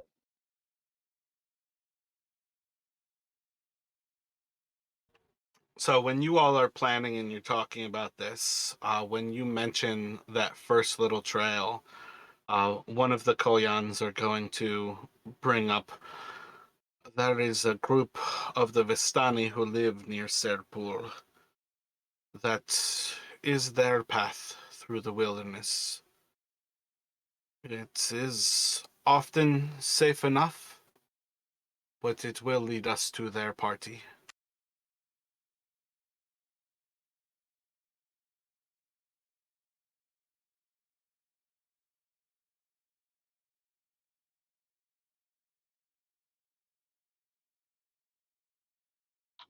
Edwin, didn't you mention that there were some Vistani fortune tellers? Is this where they had mentioned that we should get a reading?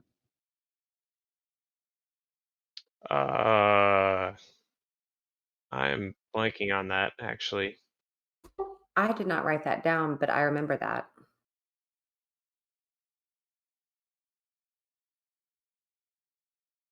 That's one of those reasons, Tony, I would say you do not have to hold back yourself from that knowledge that, yes, you all do have at least a little bit of understanding that Madame Eva probably is the person who is the matriarch of that camp. And that's the person you all were told to get a fortune read by.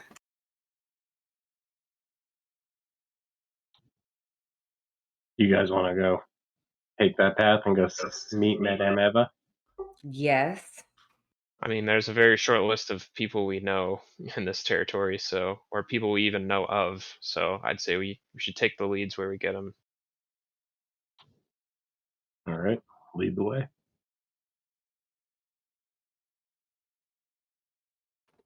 Let me get a survival check from you all.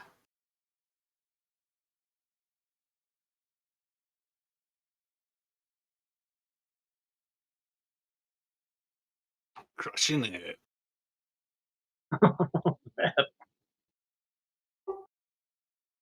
Apparently, I'm not an outside kind of elf.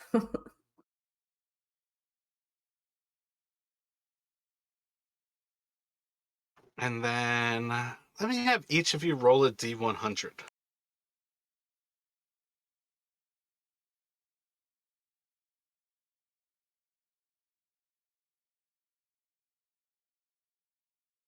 What the actual Nice. out of 100?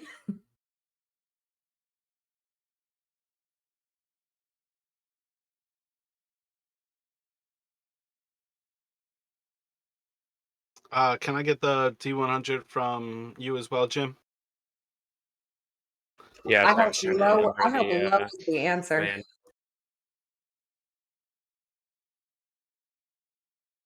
So you all are going to spend the next few hours traveling on your way out of Barovia.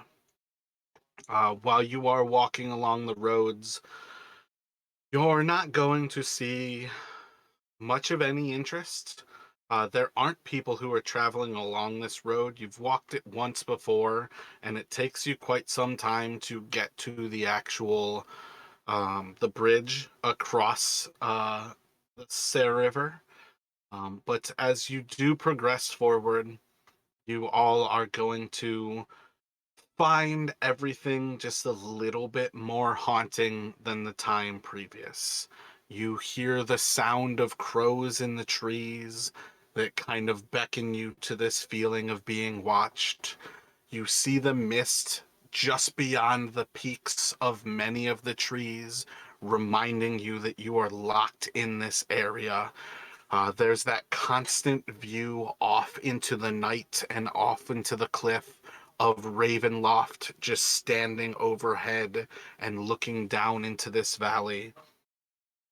You start to, at times, hear the river getting closer to you and kind of tells you that you're getting closer to the actual crossroads where you will come to this little breakaway that might take you towards the Vistani. And overall, everything's going well, but psychologically, there's just that feeling that the first time when you left Barovia, everything was foreboding. It felt wrong, but you were following the procession of the dead, and that kept you all kind of like actively forward. Now you're actively watching out for yourselves, and everything feels so much more just encroaching in on you and just feeling off. But as you all progress forward, you hear these crows, you hear the occasional sound of canines in the forest, but you don't see anything. And sometime later, when you all are along this walk, along this road, you're going to come across a tiny little old lady who's hunched over and she's pushing a cart in front of her, and she'll kind of eventually notice you all walking up, and from about 60 feet away she's just going to look to you all and say, "Oh, hello, hello. Welcome all. Fancy seeing you on the road. So close to night. Hello, hello." Do you not travel on the road at night? I must do what I must. Traveling is never safe. But I have my goodies for those who might try to harm me. And she's going to reach down into this little wagon and throwing over a little piece of canvas tarpaulin. She's going to reach down and you're going to see this fine little cupcake that's frosted with this gold and pink frosting, and on top of it, it just looks like a perfect little swirl, like in a spiral up. And she's just going to lift up a little cupcake with 3 fingers and just kind of like stretch out her arm towards you and, "Would you like a pastry? They're quite delicious. 1 gold? They're delicious pastries."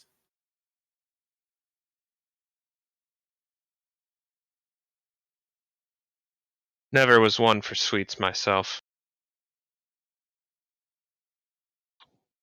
I have never turned down sweets, so I'm going to take one of them. You said 1 gold? "Yes, my dear, 1 gold. And she'll kind of hand you the pastry and then hold out her tiny little bony hand. I'm gonna place the gold in her hand and smell the food, and I'm gonna bite into it and see if it has any flavor or if it's magic.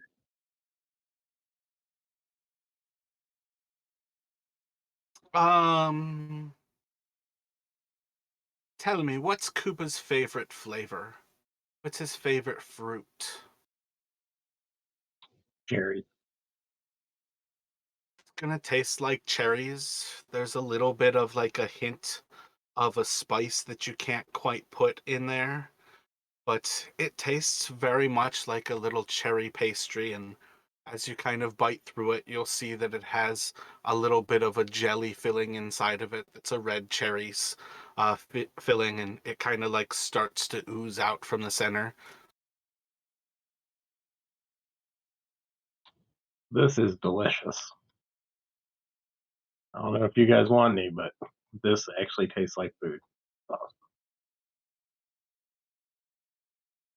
She'll smile to you and, well, if you have any desire for more, my name's Morganta. You are more than welcome to purchase them now, or perhaps I will see you in a further journey, or you can find my sisters and I at the beautiful windmill that you will no doubt find along your road. Where are you heading, little ones? Just out for a stroll. All in these parts, you are quite brave, yes, very brave little people. Good, good. Well, have sweet dreams, honey. And she's going to look to the others for that last chance to buy a pastry before she throws the tarpaulin back over it and continues to scoot her cart on towards Barovia. So as she's walking away, I'm just kind of shout out, "Watch out for Strahd." Yes, yes, he keeps his eye on all of us, but we all must live our lives as much as we may. Have sweet dreams, honey.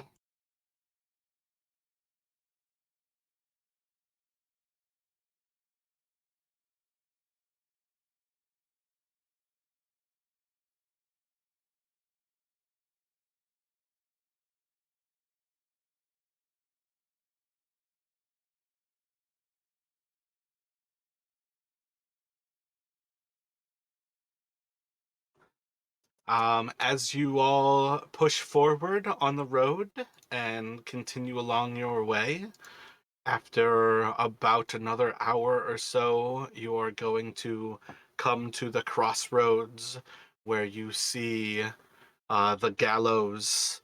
And let's see, as you all approach and move past the gallows, you have the road to the north that should take you to the Vistani, and you have the road to the south that you all have taken previously that you know leads you to the top of Sare Falls and to the Overlook and also towards Ravenloft.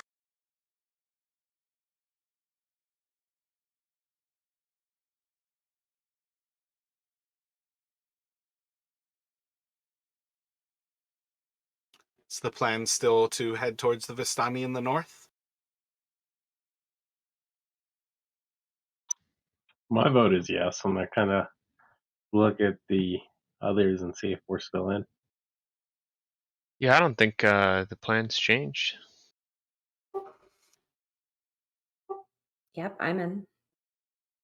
Gotcha. So as you all start to push away, uh, with the last look coming from Edwin, as he just has an odd sensation, and you stare back in a similar moment as what you all heard Hector had gone through. When you look back towards the gallows, you're going to see yourself hanging and swinging by the neck. And then as you shake your head and look again, there's nothing there. Just an empty gallows. And this is just a random gallows platform to the side of the road? Yep. Charming.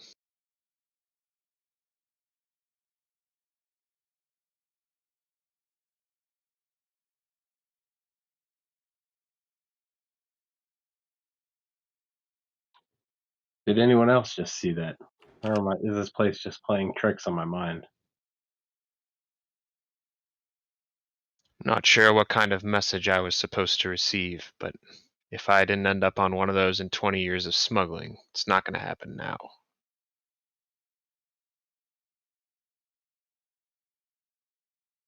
Bold.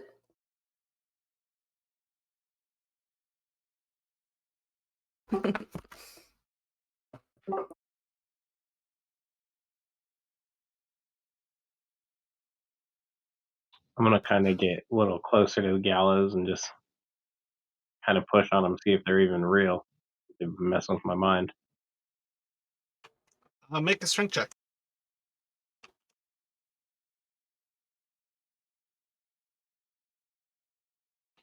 As you push into it with all of your weight, yeah, everything about this tells you it's real.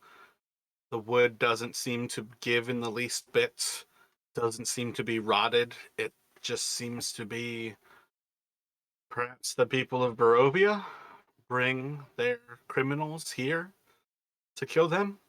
Perhaps with the Vistani so close, this is where the Vistani punish those who would go against their laws. It's hard to tell. There's a lot of signs that it's pretty ancient. Looking around, it's a pretty creepy spot to stand so close to a place where probably a lot of people have passed.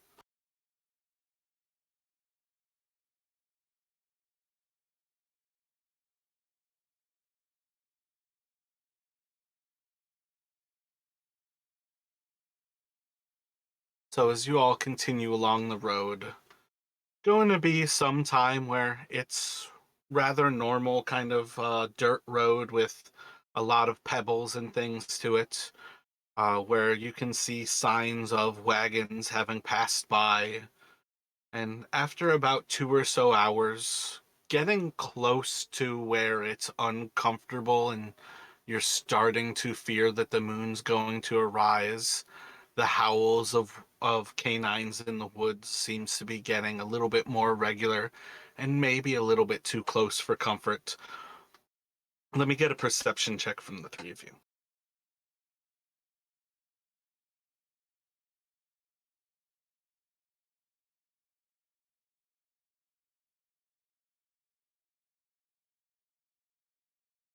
Now we're all throwing good. Cool, cool. Like Holy group of one-uppers. We're I'm more like, oh, we're more surely. perceptive when it's not trudging through the woods, I guess. I was just thinking, surely nobody's going to beat Jim's 18. Let me start this. And then Nodi, and then Rin.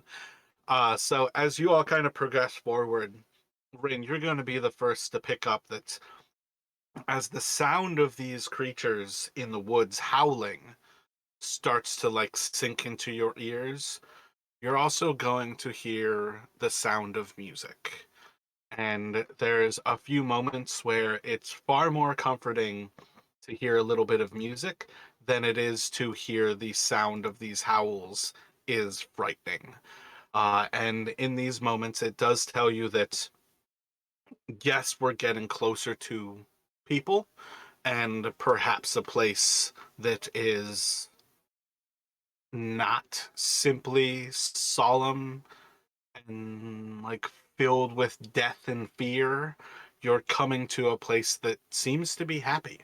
There's a very upbeat tune on the sound of the air, and yeah, it's comforting to hear this.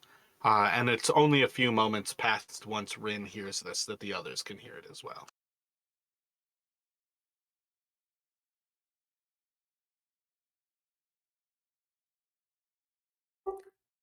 Well, that's really nice. Can we tell if do we just hear music, or do we hear like a little gathering of, so do we hear the sounds of people with the music? I don't know if I've warned Jim yet because I feel like it might have been last session that I talked about the fact that I was going to be using two different music bots. So I'm about to bring in a bot, Jim. If this is really loud, you can right click on it to adjust the volume. Obviously, it goes for everybody, but I know Rin is used to Hydra.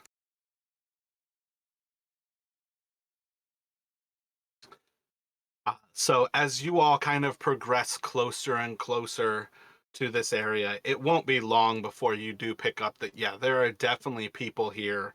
It's not simply like an ethereal music. There's a large number of people, and after probably about like 20 or so more minutes from when you first heard it, you can start to hear the actual like beat of drums and the actual sound of singing. And as you get closer and closer, you're going to start to see the light of the fire kind of like cast across the trees. And you're probably about a quarter of a mile away from what seems to be a very large bonfire and some sort of celebration.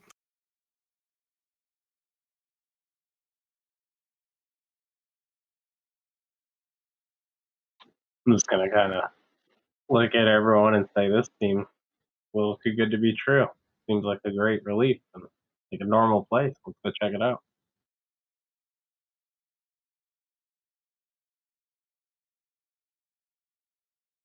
Keeping my guard up for the time being, but yeah, we should go check it out.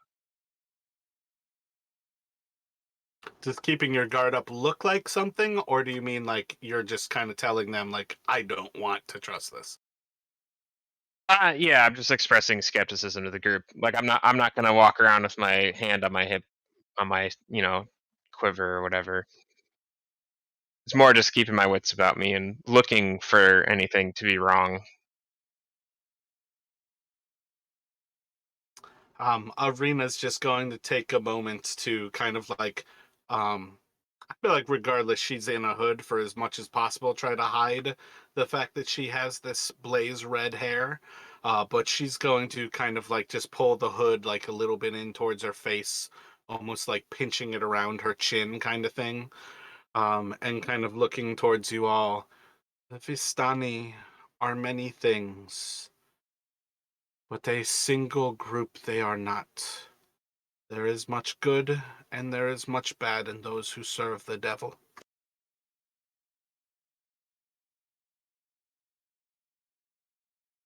I'll look at her and the group and say, "I think it's best if we keep your identity hidden. No one mention a thing about our travels, or Strahd may find us."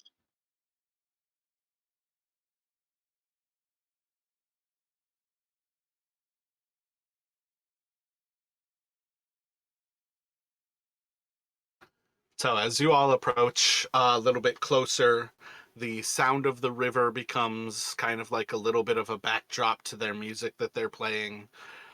You're going to see this large opening where there's a clearing in this actual field, and they're right on the side of the river. A few hundred feet away, you can hear the crashing of the actual Sayre Falls. Um, as it kind of is cascading down this area south of Ravenloft. And this group seems to have made their camp next to one of the last of these falls. And you can kind of see along the back of it the climbing of the mountain off into the moonlight. That's kind of like off to the north. Like the rest of this trail basically is climbing pretty steeply up.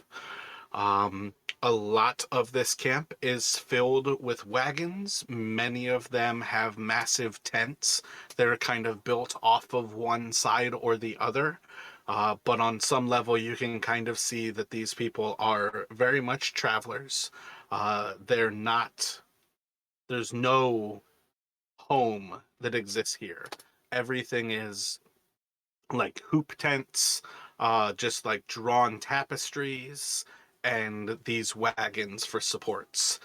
And as you kind of approach, you're going to see probably about 15 or 20 individuals who seem to be all behind around this fire. Many of them are sitting, many of them are dancing. There are men, women, children playing music, and men, women, and children dancing in this big circle, and the fire is lighting this whole area around. But as you all approach, how would you like to announce yourselves, greet them? What would you like to do as you're approaching this celebration?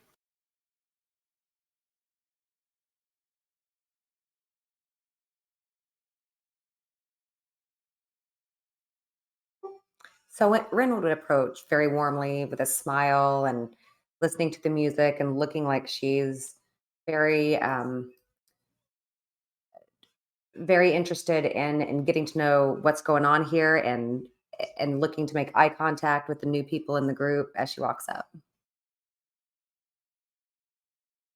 Uh, Edwin will just kind of slide into position, less directly approaching people than Rin, but just kind of slide into the circle of people, stomping his foot and clapping his hands to the music as any good sailor would.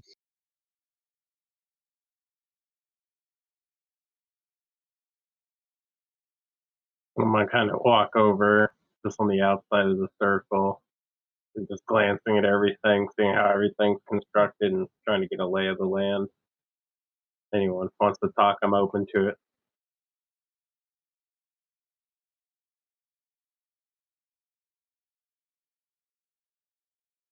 So within a moment of pretty much any given one of your approaches, you all are going to find very welcoming open arms as you kind of find your way into their circle. Um, Rin, you are very quickly going to be presented with a bottle. Can you roll a d4 for me, please? I'll drink it. I don't need to roll. I'll drink it. Roll a d4 for me, I'm please. just kidding. So when you go to drink this, you are going to taste a very sharp, warm feeling as it kind of goes down. A little bit of smoke, a little bit of kind of like a sherry taste to it. And as you kind of like look down at this, you're going to see a dark brown liquid, and on it, it is going to say bullet. And ooh, um, Edwin, roll a performance check for me.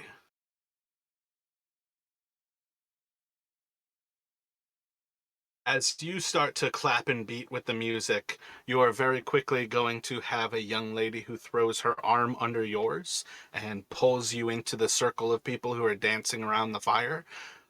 And within a few moments, you realize that somebody has like handed you a tambourine and you're already a part of the band. In this circle, there's people who are all smiling, laughing, and singing as you're drawn right into the music here. And then Koopa, sitting around the edge. Let me get a charisma from you.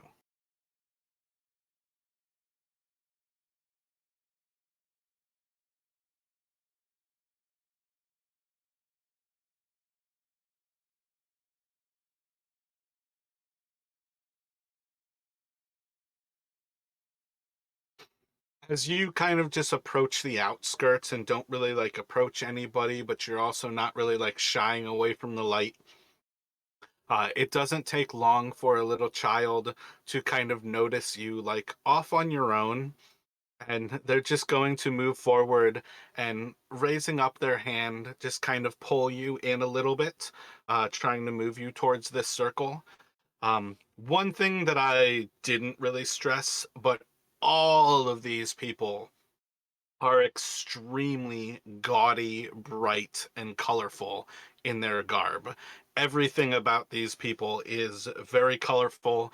Their attitude, their dress, their homes, everything about them is just filled with different colors. And they're bringing you right into the group. And this little girl is just going to kind of look to Koopa. "Hmm, are you sad? This isn't a time to be sad, friend. You should celebrate with us. Are you hungry? Are you thirsty? Can I get you anything? I'm gonna ask her what her name is and what they're celebrating tonight. We are celebrating another night alive and the return of some of our friends from a long journey. And then she's just going to kind of like bow herself a little bit to you, dropping her head and kind of curtsying a little bit. My name is Ikara.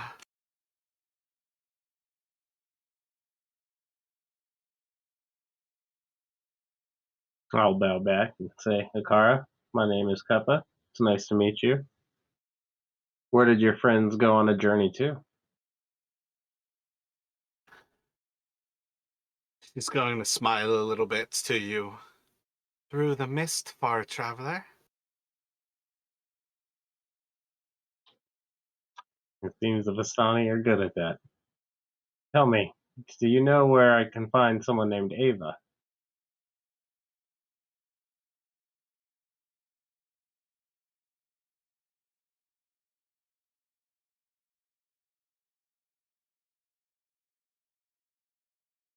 Uh, in a moment, you're going to hear as everyone just kind of like drops to silence and the music's going to cut off. And as people look around and kind of look to you, have you come for Madame Eva?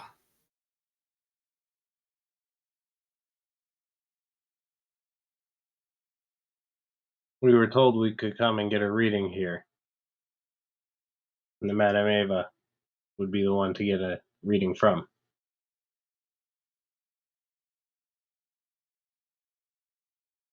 And one of the oldest of the men who are kind of around this area is going to walk forward and kind of like push everybody back away and kind of looking towards you. Yes, Madame Eva is within her tent. You are more than welcome to receive a reading from her.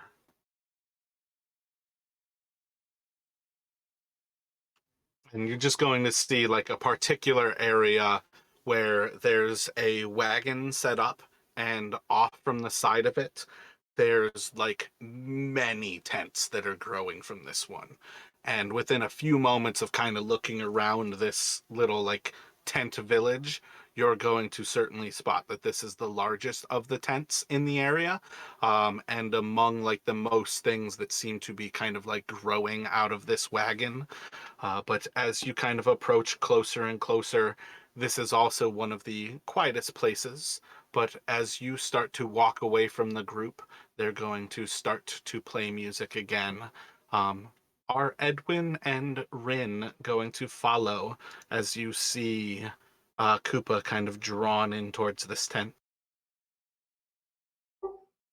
I'd like to follow. Are these individual readings?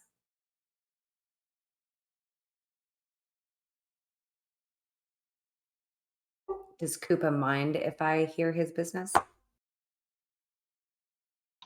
No objections from Koopa.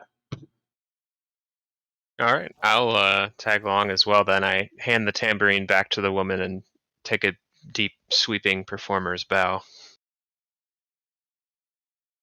They'll take the tambourine back, and you all are welcomed in. The gentleman's going to usher your whole party in. You're going to pretty quickly recognize that here, you all are far travelers. And among what's happening, you all are one person. Um, so you're very much welcomed as a whole. And as you kind of like walk into this little tent, you're going to see just a bunch of little rugs and carpets and all kinds of fine, very soft things. There's a very strong smell of incense. Anybody with like herbalism could pick up on like sandalwood, like patchouli. This is like a very like stinky, strong kind of incense where it is overwhelming to smell. But as you all kind of like walk into this little tent, you see all kinds of little fancy like keepsakes and trinkets, but there's no little lady or anything. There's nobody inside of here, and you kind of like peek through to the next thing, and there's nobody in the next little tent. But eventually, as like everybody kind of gets into this little room, you're just going to hear a small little voice that kind of comes out of nowhere, and welcome all. Have you come for a reading from Madame Eva?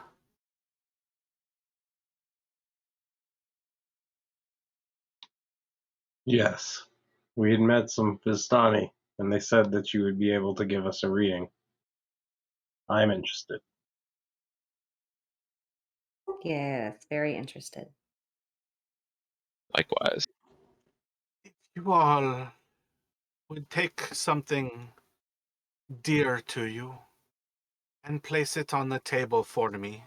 And as she says table, she's going to kind of like reach out a hand, and this hand just kind of comes out of nowhere. And you're going to see as like this circular table with 7 seats is just going to appear in front of this hand. Like you all were just in a tent where there were rugs to sit on, and now there's a table with 7 seats around it. And this hand that's kind of reaching out of nowhere. And then as you kind of like look back around, you see that there's this tiny little lady who's attached to this arm. And she's just sitting there with these red robes kind of draped all around her, and like golden like hair nets that are kind of ringing down from her, so every or from her forehead, so every movement from her head kind of like shakes all of this metal and has like a little bit of a jingle to it. And you can see that she's just covered in wrinkles, and while her eyes don't look old, her body looks incredibly aged. And she just kind of like looks around and smiles from you all. And as she's going to just kind of like slowly kind of lean backwards, she sits down into a seat that wasn't there. And she's sitting at this head of this table. And she's going to kind of show you all places where if you could lay your trinkets or something that is incredibly important to you.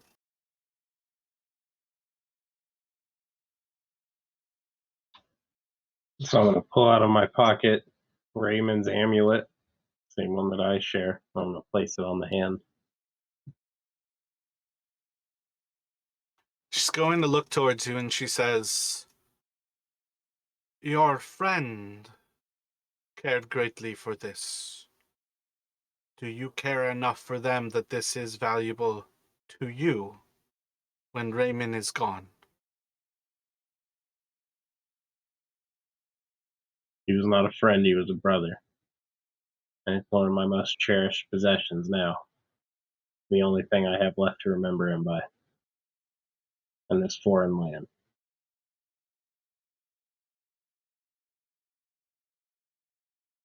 And she'll nod to you and kind of look around to the others as everybody's presenting something of value to them onto the table.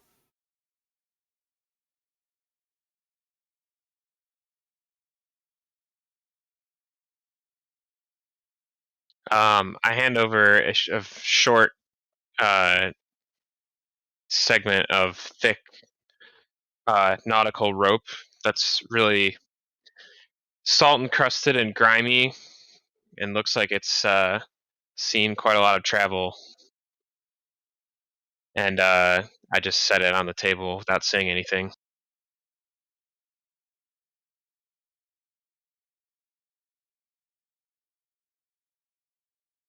Is this related to like a ship that you had that has sunk?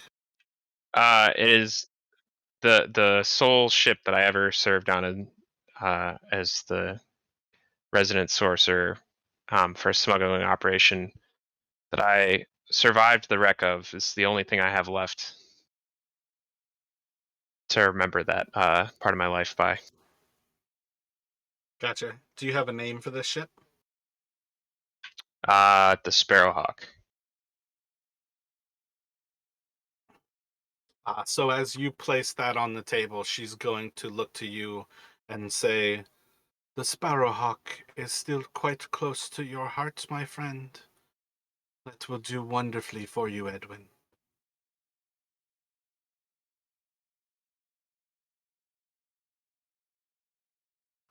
What is Rin placing on the table?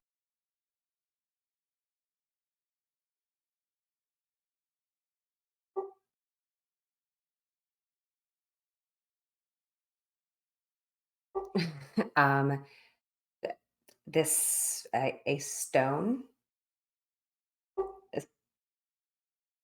And what's I the don't know. importance to Rin? Yes, very significant.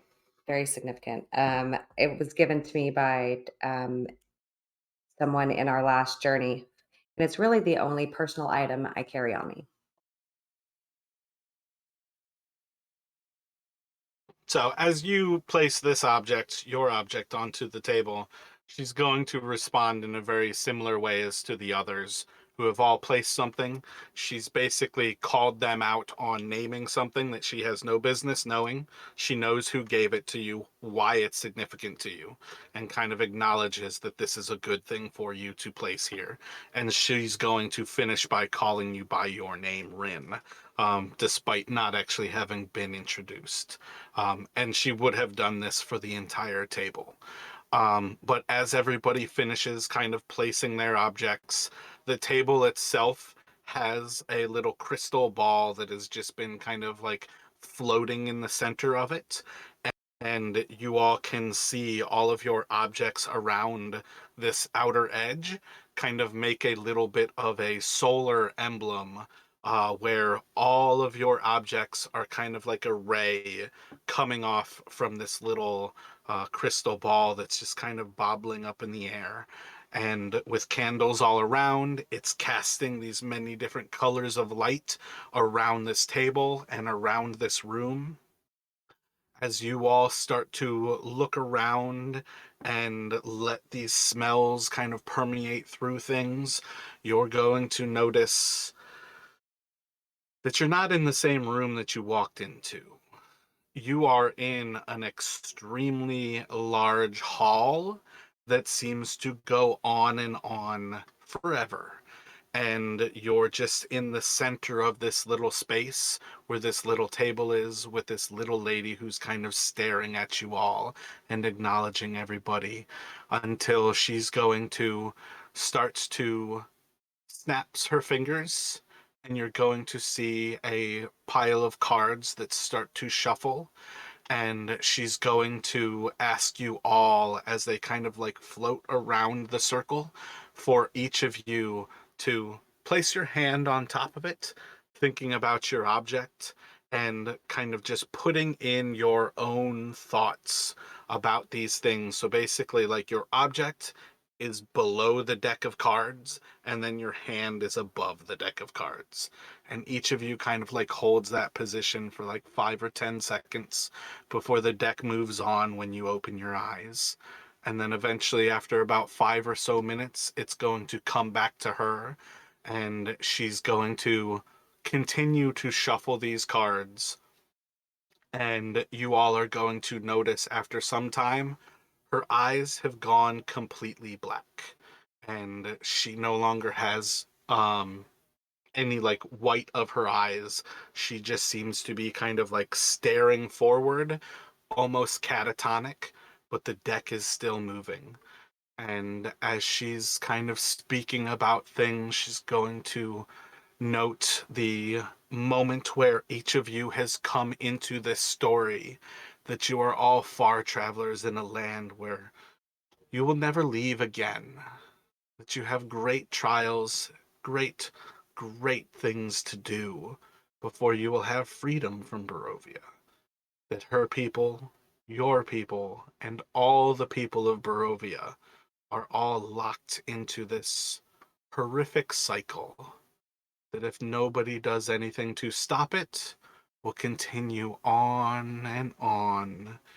And she's going to kind of finish with a moment where, in a very kind of like shadowy voice, she just says, like, and the cycle will continue and continue to the ever suffering pain of her. And then she's going to draw a card.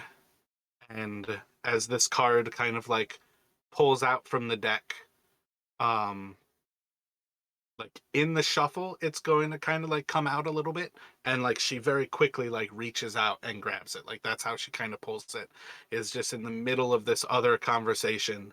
She kind of like grasps at this card, and she's going to flip it out onto the table, and you all will see the first of the cards.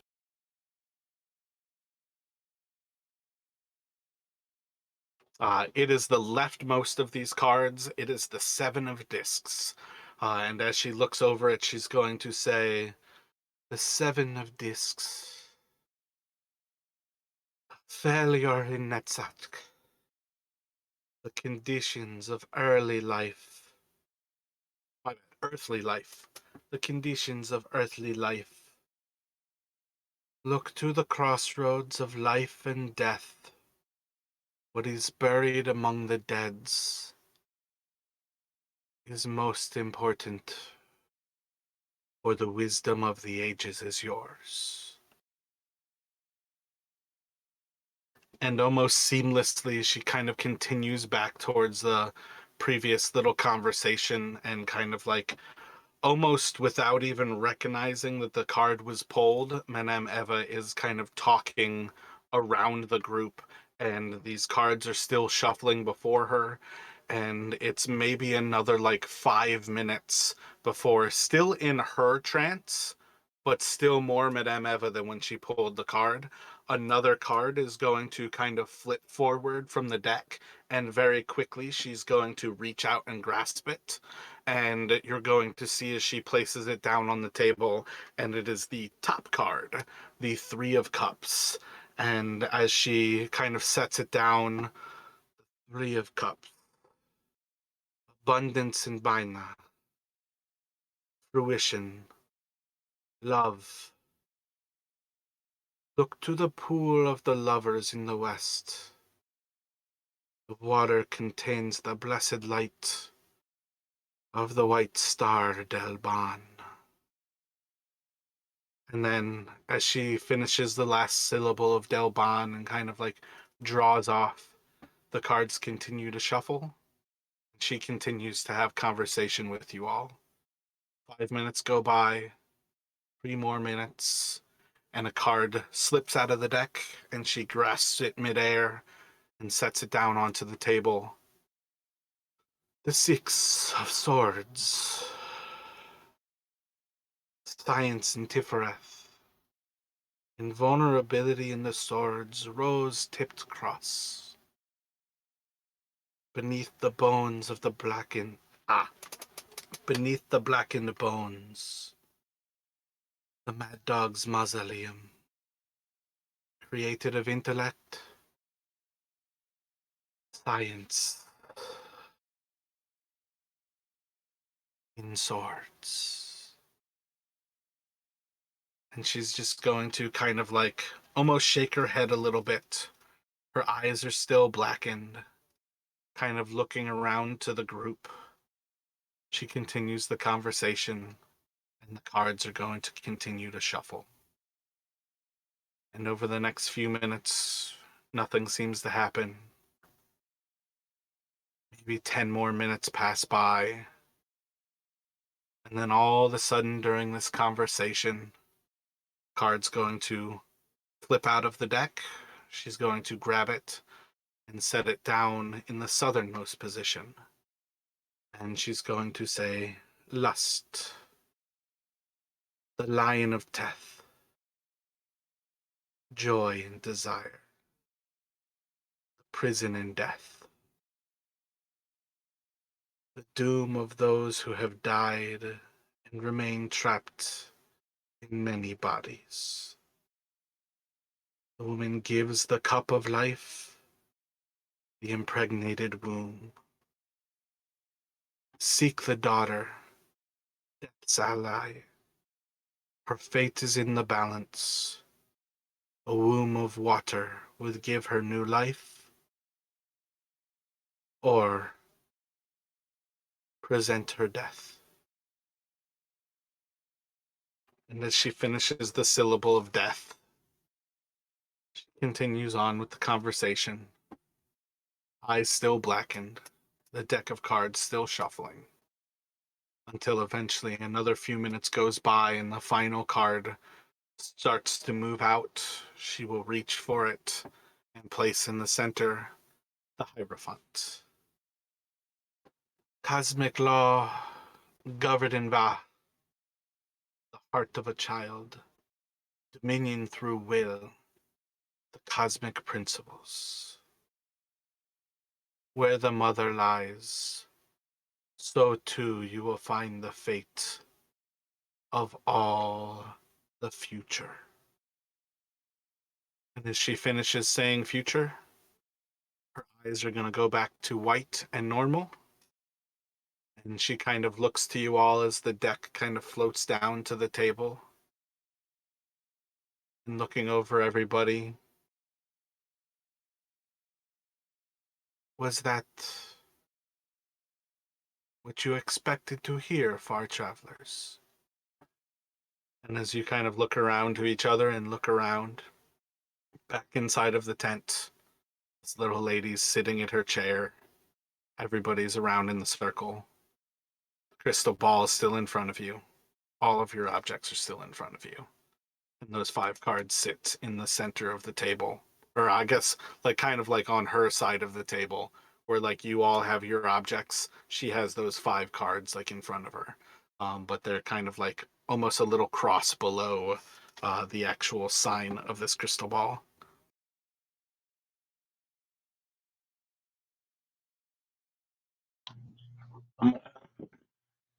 Where is the pool of lovers in the west? And the light that's in this water? Is there anything that we can use from it? What pool of lovers?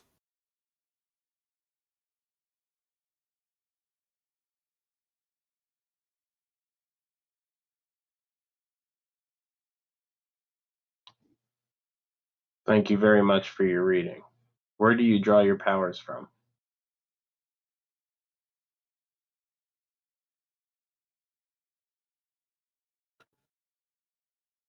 We Vistani have always had a connection to the strings of fate.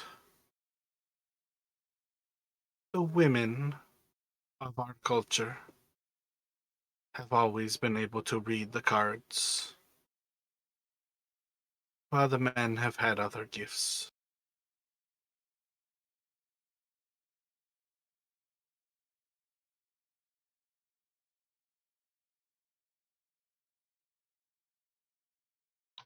Thank you for your reading. May we stay here for the night to rest?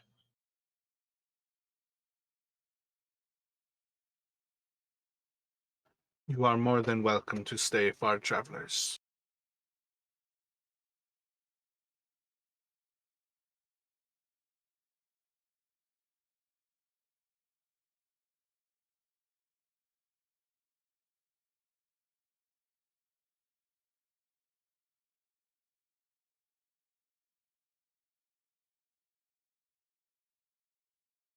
So, when you all are kind of finished up in here, you can all collect your objects, place them back where they are safe, stand back up and walk out of the like 2 tents you've basically walked in to get here. And as you walk back outside, you hear the music kind of picking back up. These people are still outside celebrating. There's still plenty of people who are kind of moving around, dancing and drinking. There's no shortage of fun to be had, and whenever you are ready to sleep, it seems like you can kind of find some spot that's comfortable and lay your heads down and rest.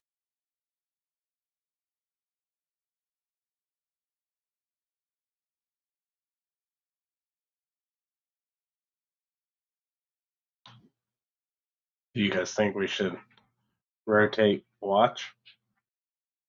I think that's a good idea.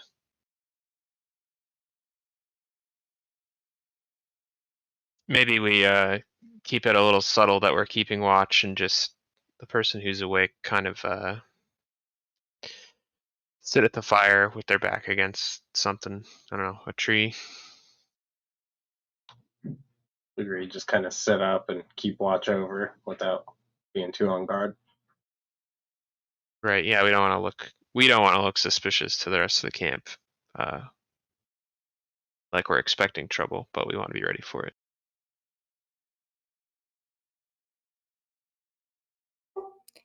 Yeah, I volunteer for a watch.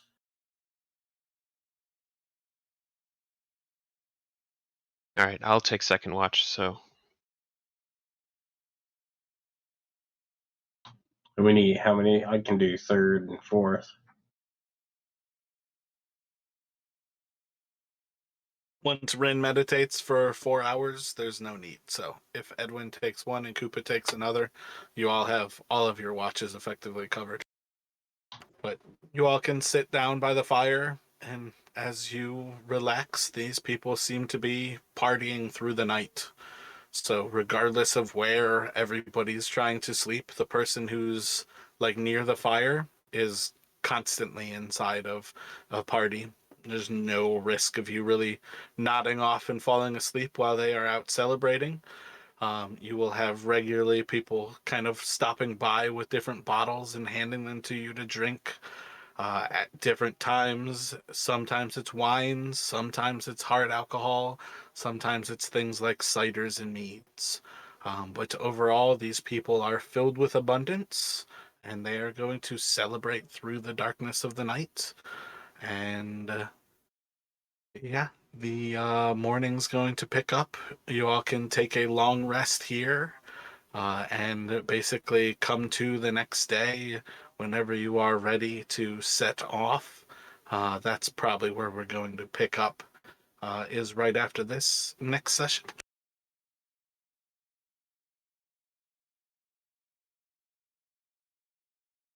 cool. Okay. Thanks, Tamara.